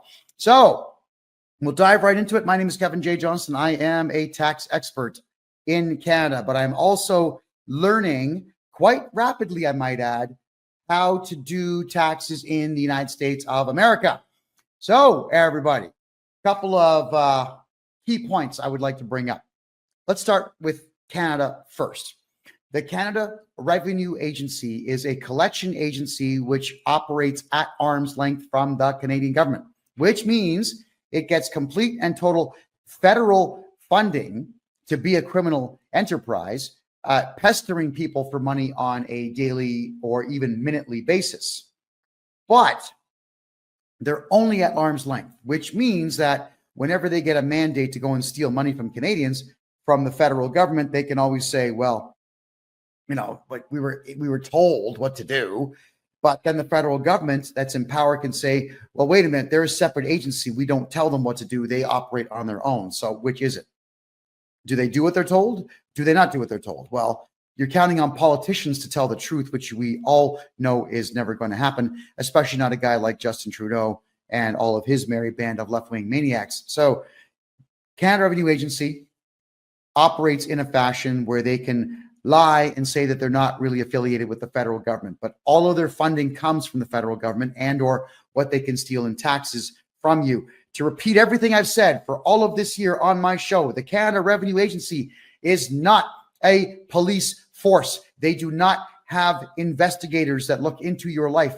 They do not have powers of arrest nor detention. They do not have jails they can take you to. They do not work with police departments to bring you down if you don't pay your taxes. You cannot do jail time for owing taxes. You cannot do any prison time at all for making mistakes on your taxes. If, for example, you choose just to not pay them in general ever again, you cannot do jail time for not doing your taxes. The only obligation the Canadians have in reference to anything with the CRA, the Canada Revenue Agency, is that you must do a tax return. But in Canada, it's simple. Your name and social insurance number at the top, your signature at the bottom, no numbers, not even a zero, submit it. There you go, CRA, leave me alone. Now, they will assess you. They will guess what the tax dollar amount is that they want from you. They will do that, but that is not a command to pay. It is not a lawful order. It is not a lawful instruction. There is no contract there. You don't have to pay what they assess. But what we always will do, and I apologize for the fire alarms here, what they will always do, or what we will always do, is immediately object and demand an appeal date. So you are allowed to appeal your taxes in Canada the second that you get an assessment that says that you owe tax dollars, because you don't owe tax dollars. Assessments in Canadian law are guesses. They wildly guess. So how is it that, you might ask, that they make the decision to lock your bank account? So what they'll do is, the CRA's got a procedure they have to follow. Now, I don't know if the IRS follows the same procedure, but here's how it is in Canada. They will send you a letter threatening you, saying that we want you to pay your taxes, do your taxes, remit your taxes, do something with taxes. And you'll probably ignore the letter. So they make 3 phone calls. You'll probably hang up the phone on them because they're scumbags, and most of them don't speak English anyway. And then they'll send you another threatening letter, which you're probably going to ignore. So at that point, they want to get your attention, and they will take money out of your bank account. But it's not the Canada Revenue Agency that takes the money out of your bank account. It is them sending a letter to the banks. The CRA sends a letter to your bank. It's called a requirement to pay letter. It is not a lawful command. It is simply a request, and the banks always cave in and pay them. Right. So it's the bank that you have to sue. It is the bank manager that you must charge criminally, everybody.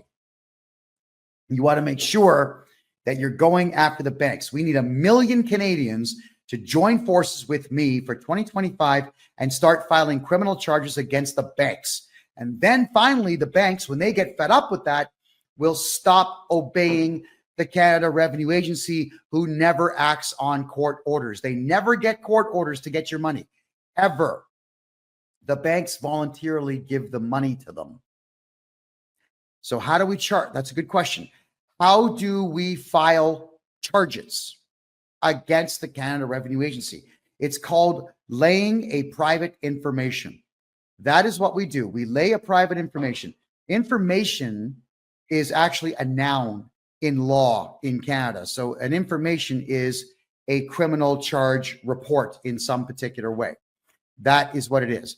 So we would go to the courthouse and we will have our private information form filled out, stating the name of the CRA representative, the phone number and the fax number, and the work address of that particular CRA representative, and the criminal charges that we want to lay.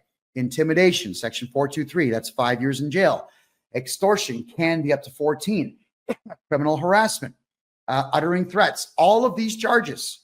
We can do all these things against the CRA, and it'd be fraud and theft against the bank. And then the actual lawsuit you would file against the bank would be breach of contract, probably even tort theft.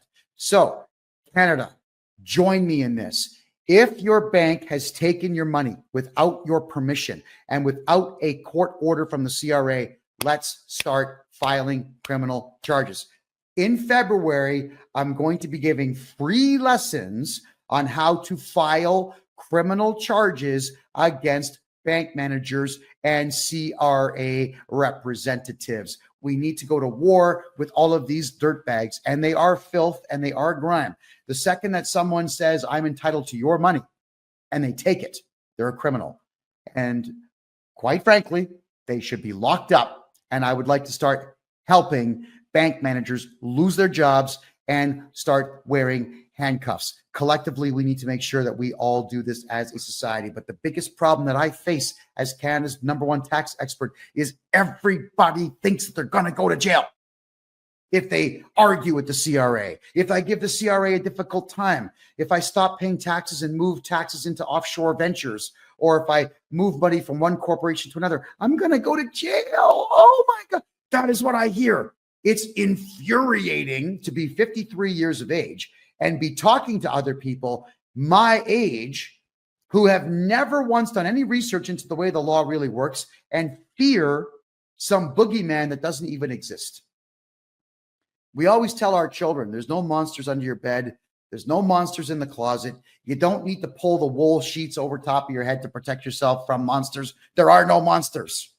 Yet all of you believe that the CRA is some monster hiding in your closet. And they're going to spring out at a moment's notice, rip off your covers, and take your money and take your house. It's not how it works. It's not how it works. So I do educate people, and I'm going to restate what I just said. The CRA does not take the money out of your bank. They tell the bank to give it to them, and the bank voluntarily gives it to the CRA. How do we get it back? Well, we have to appeal it. We got to file a lawsuit against the bank, and then we just redo your taxes. That's what I do. I immediately begin redoing your taxes. I'm going to go through every shred of paperwork that you have, and we're going to get your tax balance to zero, which means all the money they took from your bank, they got to give it back. And the second that they give it back, that is directly an admission on their part that they were not entitled to that money. Now you can charge them and sue them too. So why are we all afraid of these useless third world demons working in the CRA? 30,000 diversity hires from god-awful countries that you've never even heard of in Africa and the Middle East. They don't speak English. And that is a deliberate thing that the Canada Revenue Agency did. Because if you don't understand someone, you're going to get mad and hang up the phone. And so you should, because in Canada, we've got two official languages, French and English. French and English. And if you don't feel like living in a French province like Quebec or New Brunswick, you leave. You go somewhere else and speak English.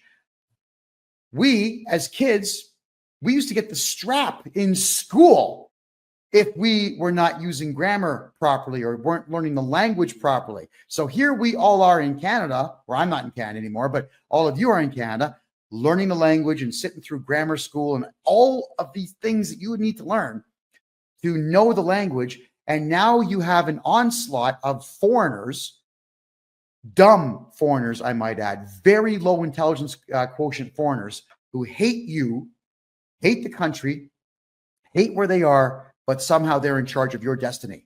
And do you know why they're in charge of your destiny? Because you let them be in charge of your destiny. So I have been excessively vulgar and crass with some of these individuals. The Canada Revenue Agency has gotten used to the idea now that I will bluntly tell people who are not born in Canada that you have absolutely no right whatsoever to speak to a Canadian-born person in any way at all. And I always issue complaints against the ones that don't speak English and are clearly not born in Canada. And I tell them, I want to speak to a white male over 40 years of age. And they always give me a white male over 40 to speak to. And you've got the right to make these demands as well. So over the course of 2025, everybody, I will be educating all of you on how to fight back. But it doesn't change the fact that you still have accountants out there who actually believe that you should pay tax. So I'll ask you this question here. Why would you go and hire an accountant who's supposedly a professional and have them say, oh, thank you for your $10,000. Oh, by the way, you owe 30 to the government.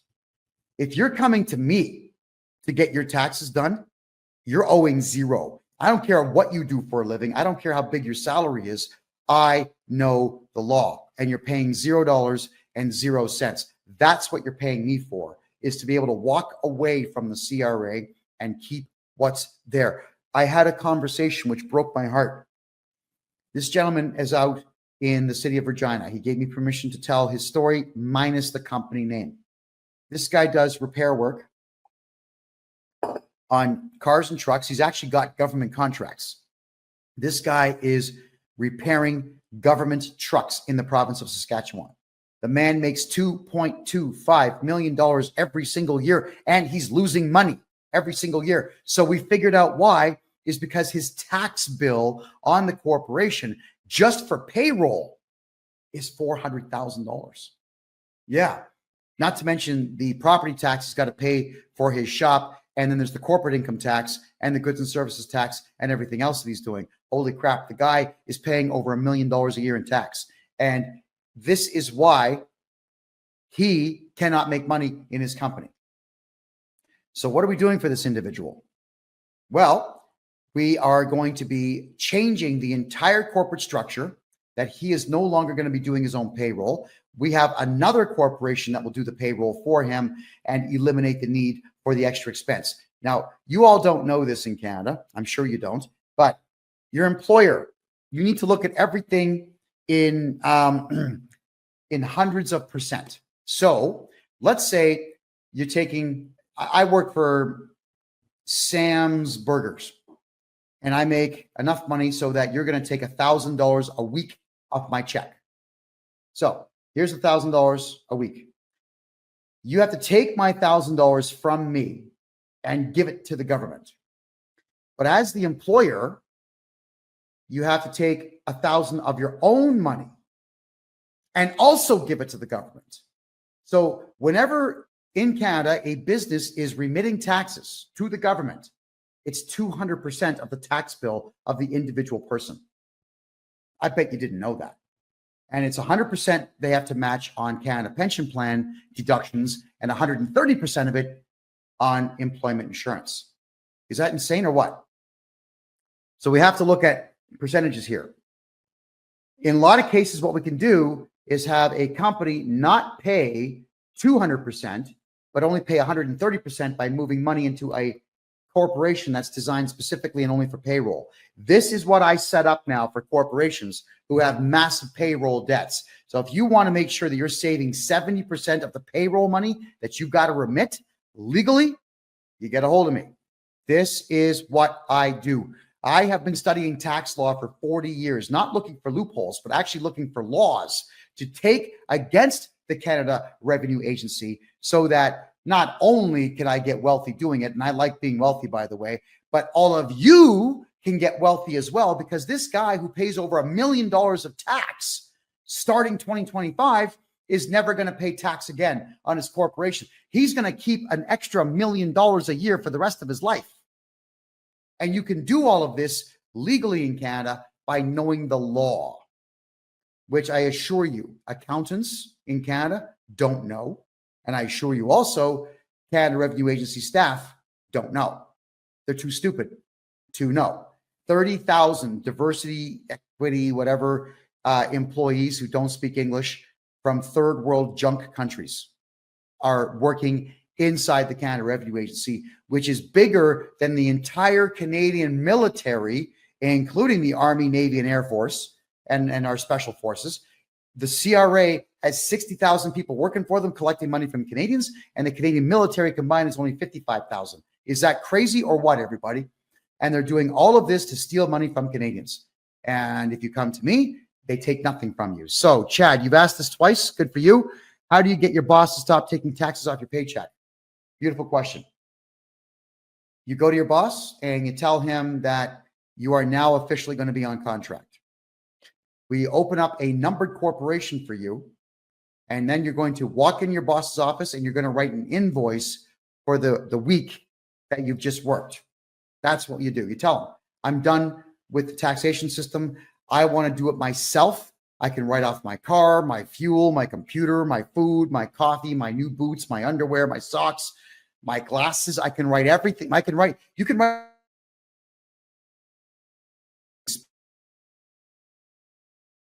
So we need to get all of you to comprehend that you're never going to get back all the money that you pay in tax until the following year if I'm doing your taxes for you. It's better just to not pay them in the first place. So all of you got to start going on contract. Now, I know some of you say, but the CRA says it's illegal. You can't go on contract if you're working full-time for someone and you can't make your own hours. That is a lie. That might be a Canada Revenue Agency policy. But if you don't work for the Canada Revenue Agency, their policies do not pertain to you. Policy of a corporation is not the law of the land. So don't kill people. That's a law. Work on contract if you want, because there's no law saying that you can't. And the only time that the CRA knows that you're on contract with your employer is if you're stupid and you tell them. A lot of people get audited, and you all mistakenly believe that you have to cooperate with auditors in Canada. You hire me, and within 15 minutes, the auditor is gone for the rest of your life. They do not come back. I tell them, thank you for your time, but we are going to forego the audit. We refuse to cooperate. There's nothing in law that says that we do. And if you tell me what you're looking for, I'll do the audit for you. And they never tell me what they're looking for. So we just ignore it after we tell them that we're not doing the audit. And I just do my clients' taxes for them. But I also will issue a very serious command to everybody at the Canada Revenue Agency. We send in no trespassing notices. And of course, I sign them with my name on them. And our clients will take these no trespass notices. We fax them in and we mail them in to every address and every fax number within the CRA so that they all get it and they all know that they are not allowed to go to the client's business or home or church or gym or arena or anywhere my clients go. And if they do, 911. I think this CRA guy's here to kill me, call 911. You are allowed to be afraid of people, so you call 911. We'll also print out nice, big, 2-foot wide by 3-foot high signs banning the CRA from the property. And if the CRA even knock on the door, call 911. I got some crazy guy here trying to break into my place. Cops will come, maybe not arrest them, but you get a police report number down, and now you've got this person's face, because you're going to record everything that the CRA does, all right? You're going to record everything. You film it all. You send me the footage and I'll broadcast the footage out forever. We all need to fight back. Canadians are broke because as it stands with the current tax structure in Canada, we are paying almost 73% of everything that we make on all of the taxes out there. Income tax, provincial income tax, Canada Pension Plan, you got EI. Then when you're leaving work, you've got the goods and services tax, which could be as high as 15% in some places in Canada on everything you buy, including haircuts, movie tickets, cars, whatever it might be. You got road tax, you got entertainment tax, you got liquor tax, you got tax on tax. And if you live in Quebec, they put tax on top of the federal tax there. So Canadians have nothing left. And what I've done is I've actually rescued 11 corporations in the province of Ontario this year alone just by taking away their income tax. They're not paying it anymore. That is how we all have to do it. Don't pay tax. Okay, Rob, good question. What if the company I work for doesn't want to pay you on contract? Well, Rob, what you can do at that point is we can write up an affidavit stating that you have issued to your boss that you no longer work set hours and that everything is not to be on a T4. So we can actually cancel the T4 in the following tax year. So the T4 goes away. They'll still deduct taxes during the year, but I'll get them back for you in April of the following year when we do it that way. Yeah, but it's time for all of us not to go and beg. Everybody screws up by saying, hey, boss, I want to go on contract. Can you go? It's no, boss, I'm going to save you $20,000 this year. You got to sell it. You got to sell it. Sell, sell, sell. So what you got to do, all of you, here's your homework assignment. There are free income tax calculators all over the internet. So you work out what the boss would pay you contractually at your current salary. So if it's $52,000 a year, that's $1,000 a week he's paying you. You'd be charging the goods and services tax on top of that. Work out what that's going to cost over the course of the year, and then show your boss what it's costing him to match your income tax, your Canada Pension Plan, and your EI deductions. And you'll find that in most cases, you would be saving your boss between $15,000 and $30,000 a year by you being on contract. And then if I'm your tax guy, guess what happens? You're not paying a penny of tax on any of that. So you got to sell it. So you do the math. Boss, I worked it out. I am going to save you $17,814.12 this year. Can I have 5 minutes of your time? Or better yet, I need you to give me 5 minutes of your time. Each and every one of you out there has to be a salesman for yourself in every endeavor in life. And also understand that you have got to change the way you think about a few things. I get why we all want jobs. And I've been in this boat before where I've had jobs working for people, is because we think that we can improve our lives by working a 40-hour work week and saving a bit of money and so on. Well, it doesn't work that way. So when you do have a job, when you're on a salary, essentially all you're doing is you're giving up all of your dreams and you're trading your time away from your kids and your wife and your husband and whomever for a bit of money that the government's going to take, like I said, up to 73% of. Not worth it. But if you're going to do the same job on contract, now you've got entrepreneurial spirit, and now you're keeping every penny of what you make. So a lot of you out there are realizing on a $52,000 per year salary, your tax bill is probably about $18,000 to $19,000. It's a lot of money. That's a lot of money. Why would you want to give it away to anyone for that matter? Think about that. All right. What do I charge for your tax guy? Chad, if it's simple personal tax, it's $350 Canadian per year. If it's complex personal tax, up to $1,000, but you always get a quote before I start and the price does not go up. Let me tell you a bit about my personality quirk here. If you put a bill in front of me and I have no clue what the bill is, I'm going to hand it right back to you. And I'm going to have some choice words for you. They won't be vulgar. They won't be crass. And I won't raise my voice. But I'm going to tell you, get that thing out of my face. I do not pay bills that I did not agree to pay prior to you handing the bill to me. I had a couple of friends who have done this nonsense before. You know, we all get together for a meal and they hand me the bill for their food too. And I'll ask them, did you hear me say that dinner's on me tonight? Because if I don't say I'm buying, I ain't buying. I am very clear with my money. I am very clear what I'm going to spend it on. And I negotiate everything in advance of me doing anything with anyone. And I know people don't want to talk about money until it's too late. Everybody's embarrassed to talk about money. I'm not. I'll say, hey guys, let's hit the pool hall. I'm buying the pool. You're buying the wings. Because I've probably already called the pool hall to find out what the price is per hour for pool. I'm thinking if we play 2 hours, I got to cover $21. The wing special's 15. I'm covering the pool. John here is going to cover the wings. I'll negotiate that in advance.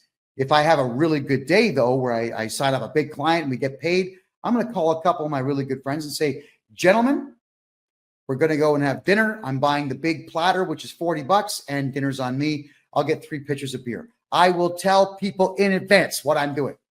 So there is never going to be a mistake. And I've had many of suppliers of mine where they'll add a couple of extra charges here and there. We agree that the price is going to be, let's say, $1,500, but the bill somehow is $1,800 plus tax. And they'll say, oh, there was a fuel charge and there was this charge.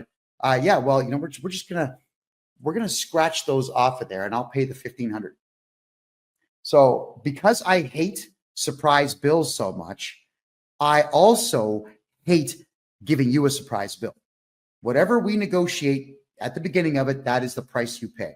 It does not go up. And if I screw up and it costs me more money in legal fees or shipping fees or whatever it might be, I'm going to eat that because that's on me for not having planned better. I have no problem accommodating people on the mistakes that I make. You're not paying for my mistakes. So I hope, Chad, that clears that up. For corporate tax for the rest of 2024, it's $1,650 per year. If it's simple, it's $2,500 if it's complex. And when I say complex, it means like there's dividends everywhere. Like 40 people got dividends, and I've got to figure out how to kill the dividend tabs and whatnot. You know, then it's higher. If it's just standard corporations, you know, 5 staff or less, it's going to be at the lower end, but you'll still get a price in advance, and that will not change. Period. All right. So Chad says, I'm going to need help with my taxes because I'm going to go on contract. Chad, I'm your guy. And Chad, if you don't have a numbered corporation right now, I'll get you one and I'll train you for an hour because you get yourself an hour consultation. And for that hour, I'm going to teach you everything you need to know about how to collect money from your employer and never remit a single solitary penny to the government for the rest of your life. And it's legal. It's all legal. That's the best part of what I do. I've been studying tax law for 40 years, criminal law for 20, civil law for 20. I can tell you everything I do is legal. And ladies and gentlemen, if I get an idea in my head, I'm thinking, yo, this is great. Who's the first person I call? My lawyer. That's it, my lawyer. And I'll just bark it out. Dude, for real. Here's the idea. Will it work? And if the lawyer comes back and says that there's even going to be a 1% chance of arrest, I don't do it. It's got to be clear or it doesn't get done. Because there's no reason in any particular way to do anything illegal with taxes. We don't need to. There's so many laws that protect us. It's absolutely unreal. Okay, beautiful. I just hit in here. I don't pay tax if I get paid on contract. Daddy, get yourself a 1-hour consultation on my website. Could everybody please put my website address up? kevinjjohnston.me. That's kevinjjohnston.me. And head on over there, Daddy, and sign up, and I'll train you on how to never pay tax on contract again for the rest of your life legally. Oh, and by the way, it's not sovereign citizen crap. Okay, that stuff is crap. That stuff's going to get you in a lot of trouble. I don't do free man on the land crap. I'm not doing any of that. We can play in their arena and win because there's more rules and laws to protect we the people from the Canada Revenue Agency than there are rules and no laws that the CRA can use to hurt us. Thank you, Johnny Boy. Appreciate that. Okay, so just checking all your questions here. Let me just check the Rumble room. And again, for those who do not know who I am, my name is Kevin J. Johnston. I was a journalist for almost 20 years in Canada. I have been infiltrating various political parties and figuring out what's going on. I've been telling the truth about Canada for a very long time. I am highly popular with conservatives in Canada. There's probably the better part of 5 million Canadians know my name because I'm very unpopular with the government of Canada and the left-wing nuts who cannot wait to insult me on the front page of every newspaper in the country, which in 2021 I made. I made the front page of everything right across the country because I was running for mayor of Calgary and I promised to put an end to all the COVID restrictions because, well, nobody could prove to me that there was a pandemic. Not one person could prove it. And the government didn't like that very much. And that is okay because I don't like them very much. I'm okay with mutual disdain and contempt. But because everybody, I have hated the Canada Revenue Agency since I was 13 years of age.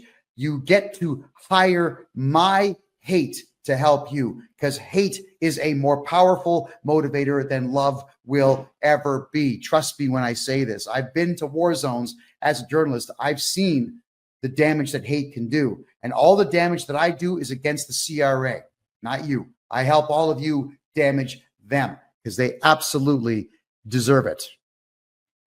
All right, everybody. So how not to pay income tax again. There are new programs that I'm bringing forward for 2025. There are ways, and I can't discuss how it's done, but I can discuss that it can be done. You can completely, without free man on the land stuff, remove yourself from the taxation system. What we do, and it's not easy, it's extremely time consuming, but it's totally worth it, is that we can turn you, the person, into a private trust of your own. So as a private trust, you are not technically even allowed to pay tax.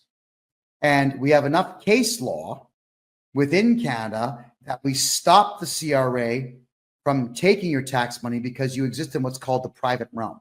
You are a private individual. You're a private human being. You are a trust fund unto yourself, and you will never pay tax again as long as you stay within the private realm. This is what we are setting up for all of our clients come 2025. All right, everyone. So keep in mind that we will be doing that for you. Now, another thing that everyone was asking is how do we protect our houses and our cars and our money and so on. All right. Here, I've got junk all over my desk I haven't cleaned up today. So let's do this. This Bose speaker is up here. Now, we're going to come back to the Bose speaker. This little recharge station, that's black. Everything's black here. This pack of Mentos down here, this Mento, I'll do it backwards because they didn't pay me for this. They're not going to show their logo. All right. This little pack here would be a numbered corporation. We open up a numbered corporation down here. And this numbered corporation, we transfer the title of your house into this corporation here. You are not going to be the director. You are going to be 100% shareholder of your house. Why? Because we can write bylaws on the corporation that dictate that you and your spouse are 50-50 shareholders in it. And if one of you die, the shares revert to the other person and there's no probate and there's no taxes on the transfer of the house because the house has already been transferred into the numbered corporation here. All you're doing is just transferring shares, not property. Then this other pack here, we open this one up. If you've got a couple of cars in the family that actually have value, not junk from 40 years ago, but real cars, you put all your cars into the corporation and you register the plates to the corporation. Now, we do have a problem in the province of Ontario. They've got this new system coming in for 2025 where even if it's a corporate license plate, they still want someone's name and driver's license attached to it. So if you're going to be doing this in Ontario in Canada, go to Quebec or go to Manitoba and register your vehicle there. Don't register your vehicle in Ontario and put your friggin' name on that, because the cops in Canada are as corrupt as hell. And if somebody issues a complaint that your license plate did some driving the wrong way, the cops are going to come by doing an investigation and ask you, were you driving your car at 4 p.m. on this road doing this thing? If it's a corporate vehicle, all you got to do is say, look, it's a corporate vehicle. There's 10 people that drive it. I don't know. I can't really help you. But my lawyer's name and number is, and have a great night. Call my lawyer. There we are. So your vehicles in a corporation, your house in a corporation, your money in another numbered corporation. You see, in the bylaws with these corporations down here, your corporate bylaws that I'm going to write will dictate these are holding companies. They do not do business. They will not make sales. Ergo, they do not need GST numbers or PST numbers or HST numbers in Canada. So your third numbered corporation, all your money, your gold, your silver, and your crypto go there. If you care about putting crypto in a corporation. I mean, I would tell all of you to be quiet about crypto, but in case you want to, you've got 3 corporations: house, cars, money. And the bylaws on those things are going to determine what happens in the case of your death. Because, you know, all of us are going to meet the Grim Reaper one day, you know, except me. I want to live forever. Kind of. Now, let's find something that's not black. Here. All right. My glasses case. So we've got 3 numbered corporations here. We have up here, this is going to be another numbered corporation, but it's going to be your umbrella corporation. Also a holding company. The corporate bylaws dictate this does not do business either, and it exists for the sole purposes of owning these 3. All right? Now you've got double layer protection. And then, remember the Bose speaker earlier?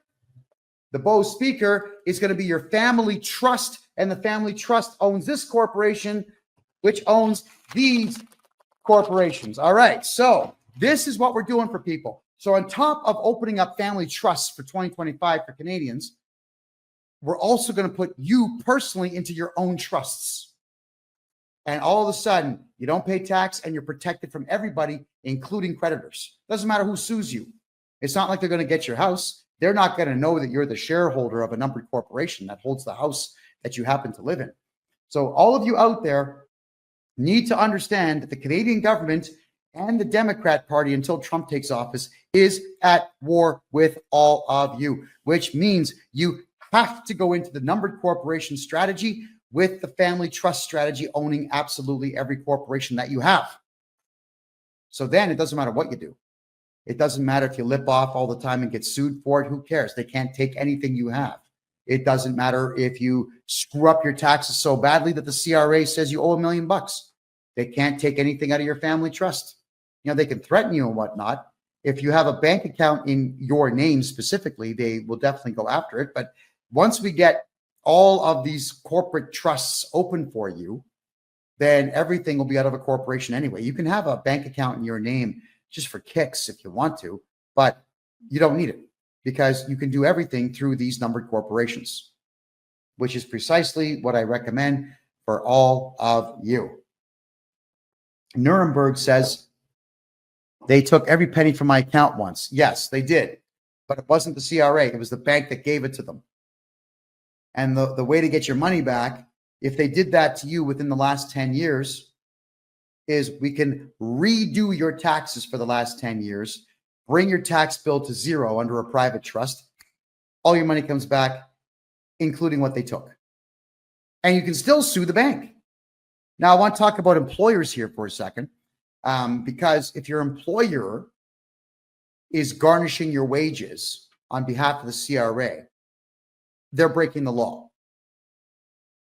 And I'm going to explain a few things on this. First off, when I have a company, and currently I've got 4 staff, and I can tell you right now, without them, there is no company.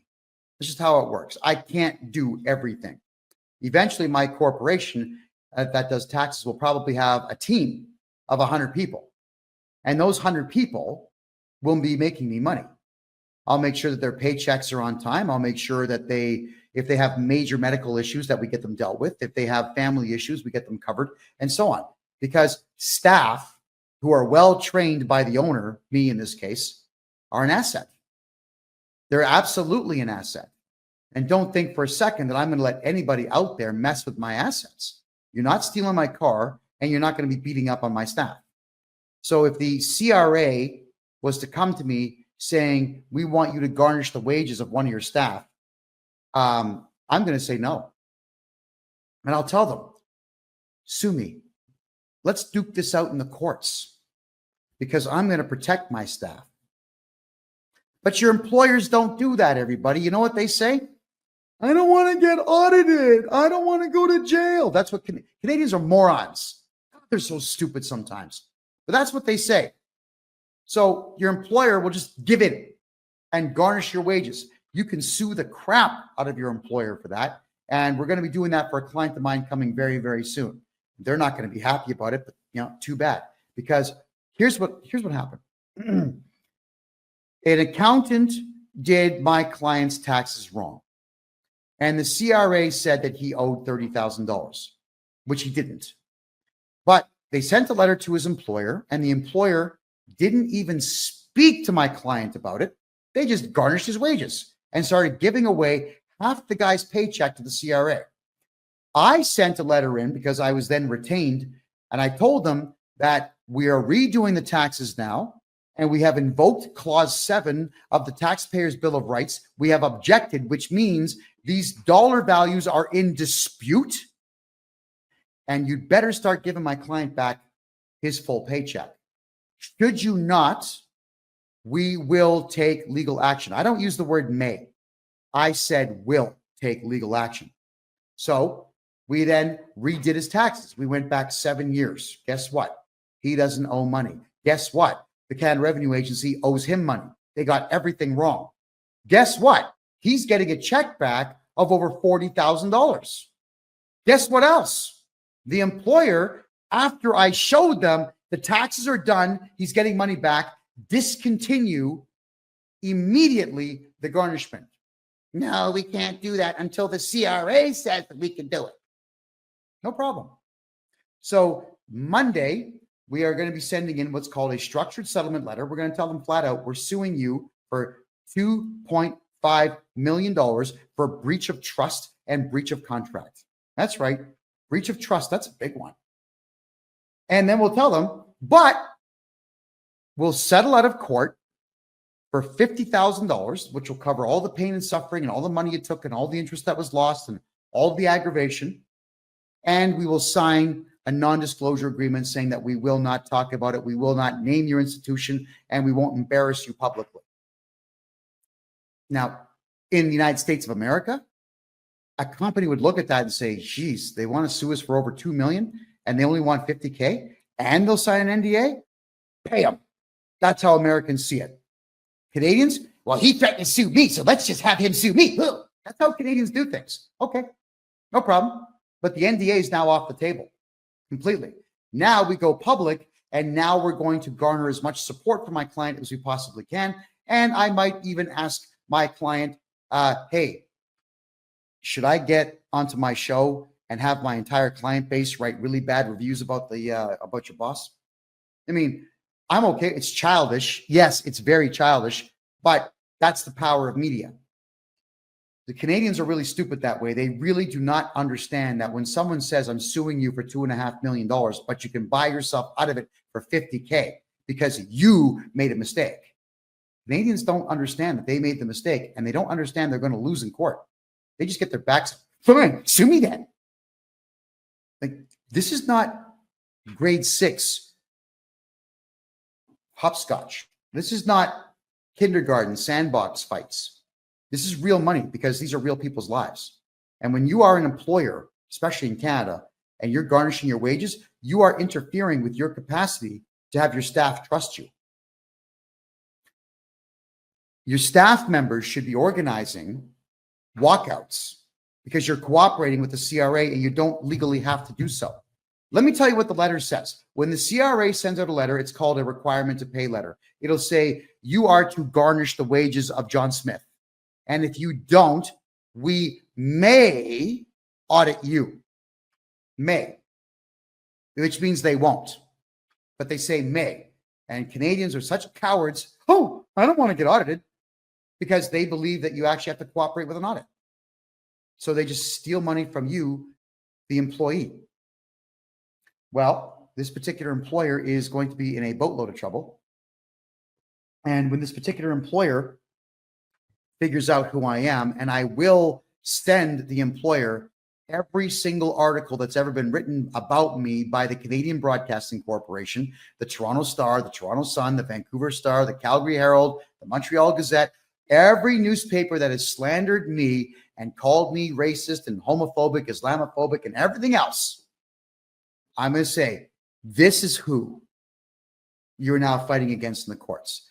Do you want this much negative press fighting you for my client? Or would you rather just give my client the dough that we're asking for and get me out of your hair forever?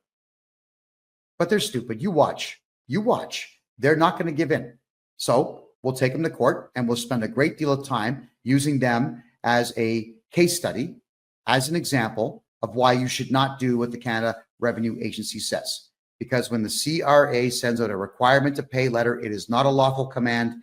It is not a court order.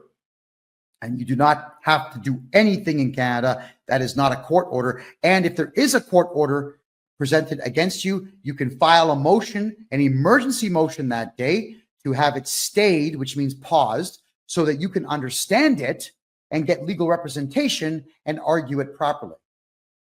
You can do all that. One of my friends had a really interesting solution to a problem like this. I shouldn't tell you about it, but it involved fists and it worked. So that's all I'm going to say.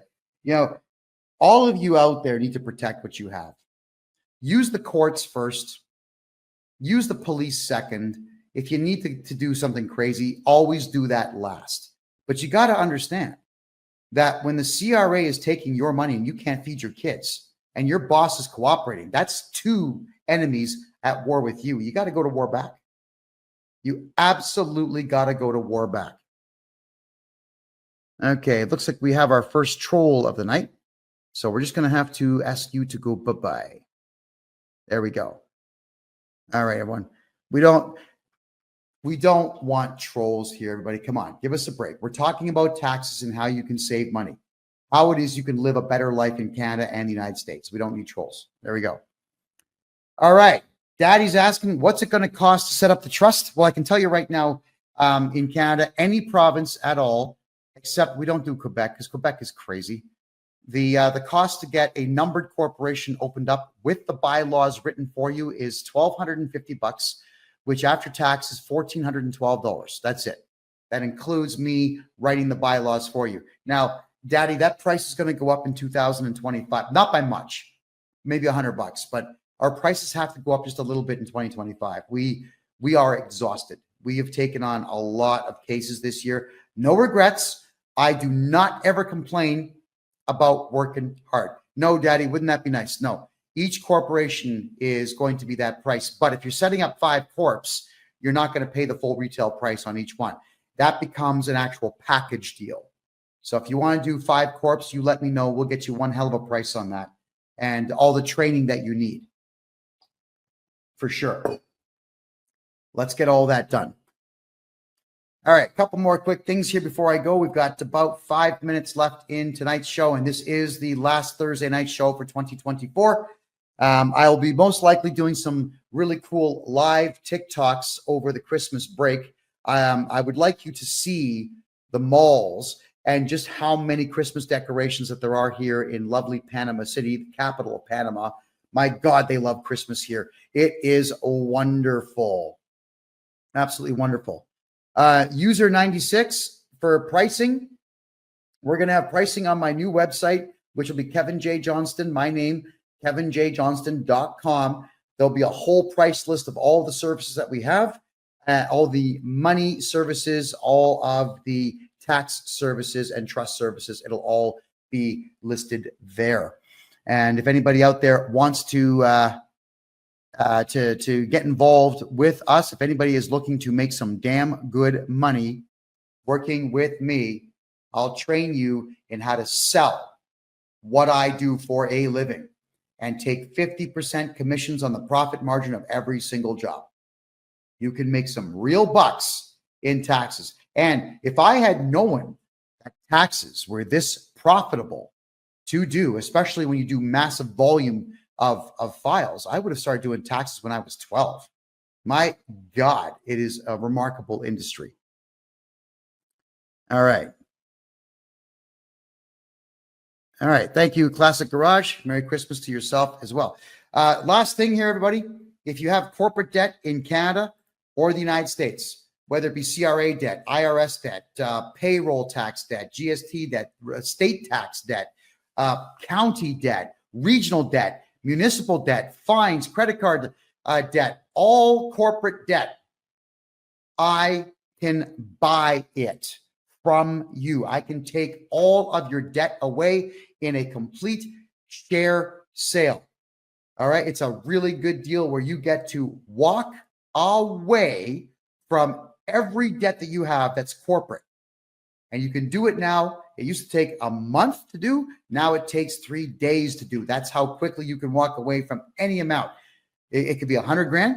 It could be 100 million. It doesn't matter what the debt load is. So long as you are honest with me and you add all the corporate debts in there, I can take each and every one of them. Aria, what's the catch? Well, there's no catch. This is not a Ponzi scheme.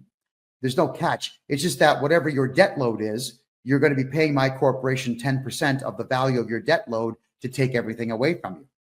There you go. That's it. So whatever your debt is, you pay exactly 10%. That covers the lawyers, that covers the courts, it covers the disbursement fees, the couriers, it covers the CPA, it covers my time, it covers my team, it covers everything. You get to walk away from all of your corporate debt if you guys get a hold of me. Bruins71, what's your fee to teach? You're in Panama till May. I live in Casco Viejo, so why don't you get a hold of me on my personal website? I got a couple really cool restaurants I like to go to on a regular basis. We can sit down and chat. I would love to meet you down here. My personal website, again, is kevinjjohnston.com or ME, whichever you prefer. There we go. Senna, last thing I'll say here. Never go corporately bankrupt because there's zero chance of a full discharge. It's going to cost you over 200 grand in most cases to go corporately bankrupt. The lawyers get rich, you get broke. It's a pointless endeavor. The only way to completely annihilate any and all of the debts that you have corporately is you have to sell the entire corporation, which I am only too happy to purchase from you. So get a hold of me on my personal website, everybody.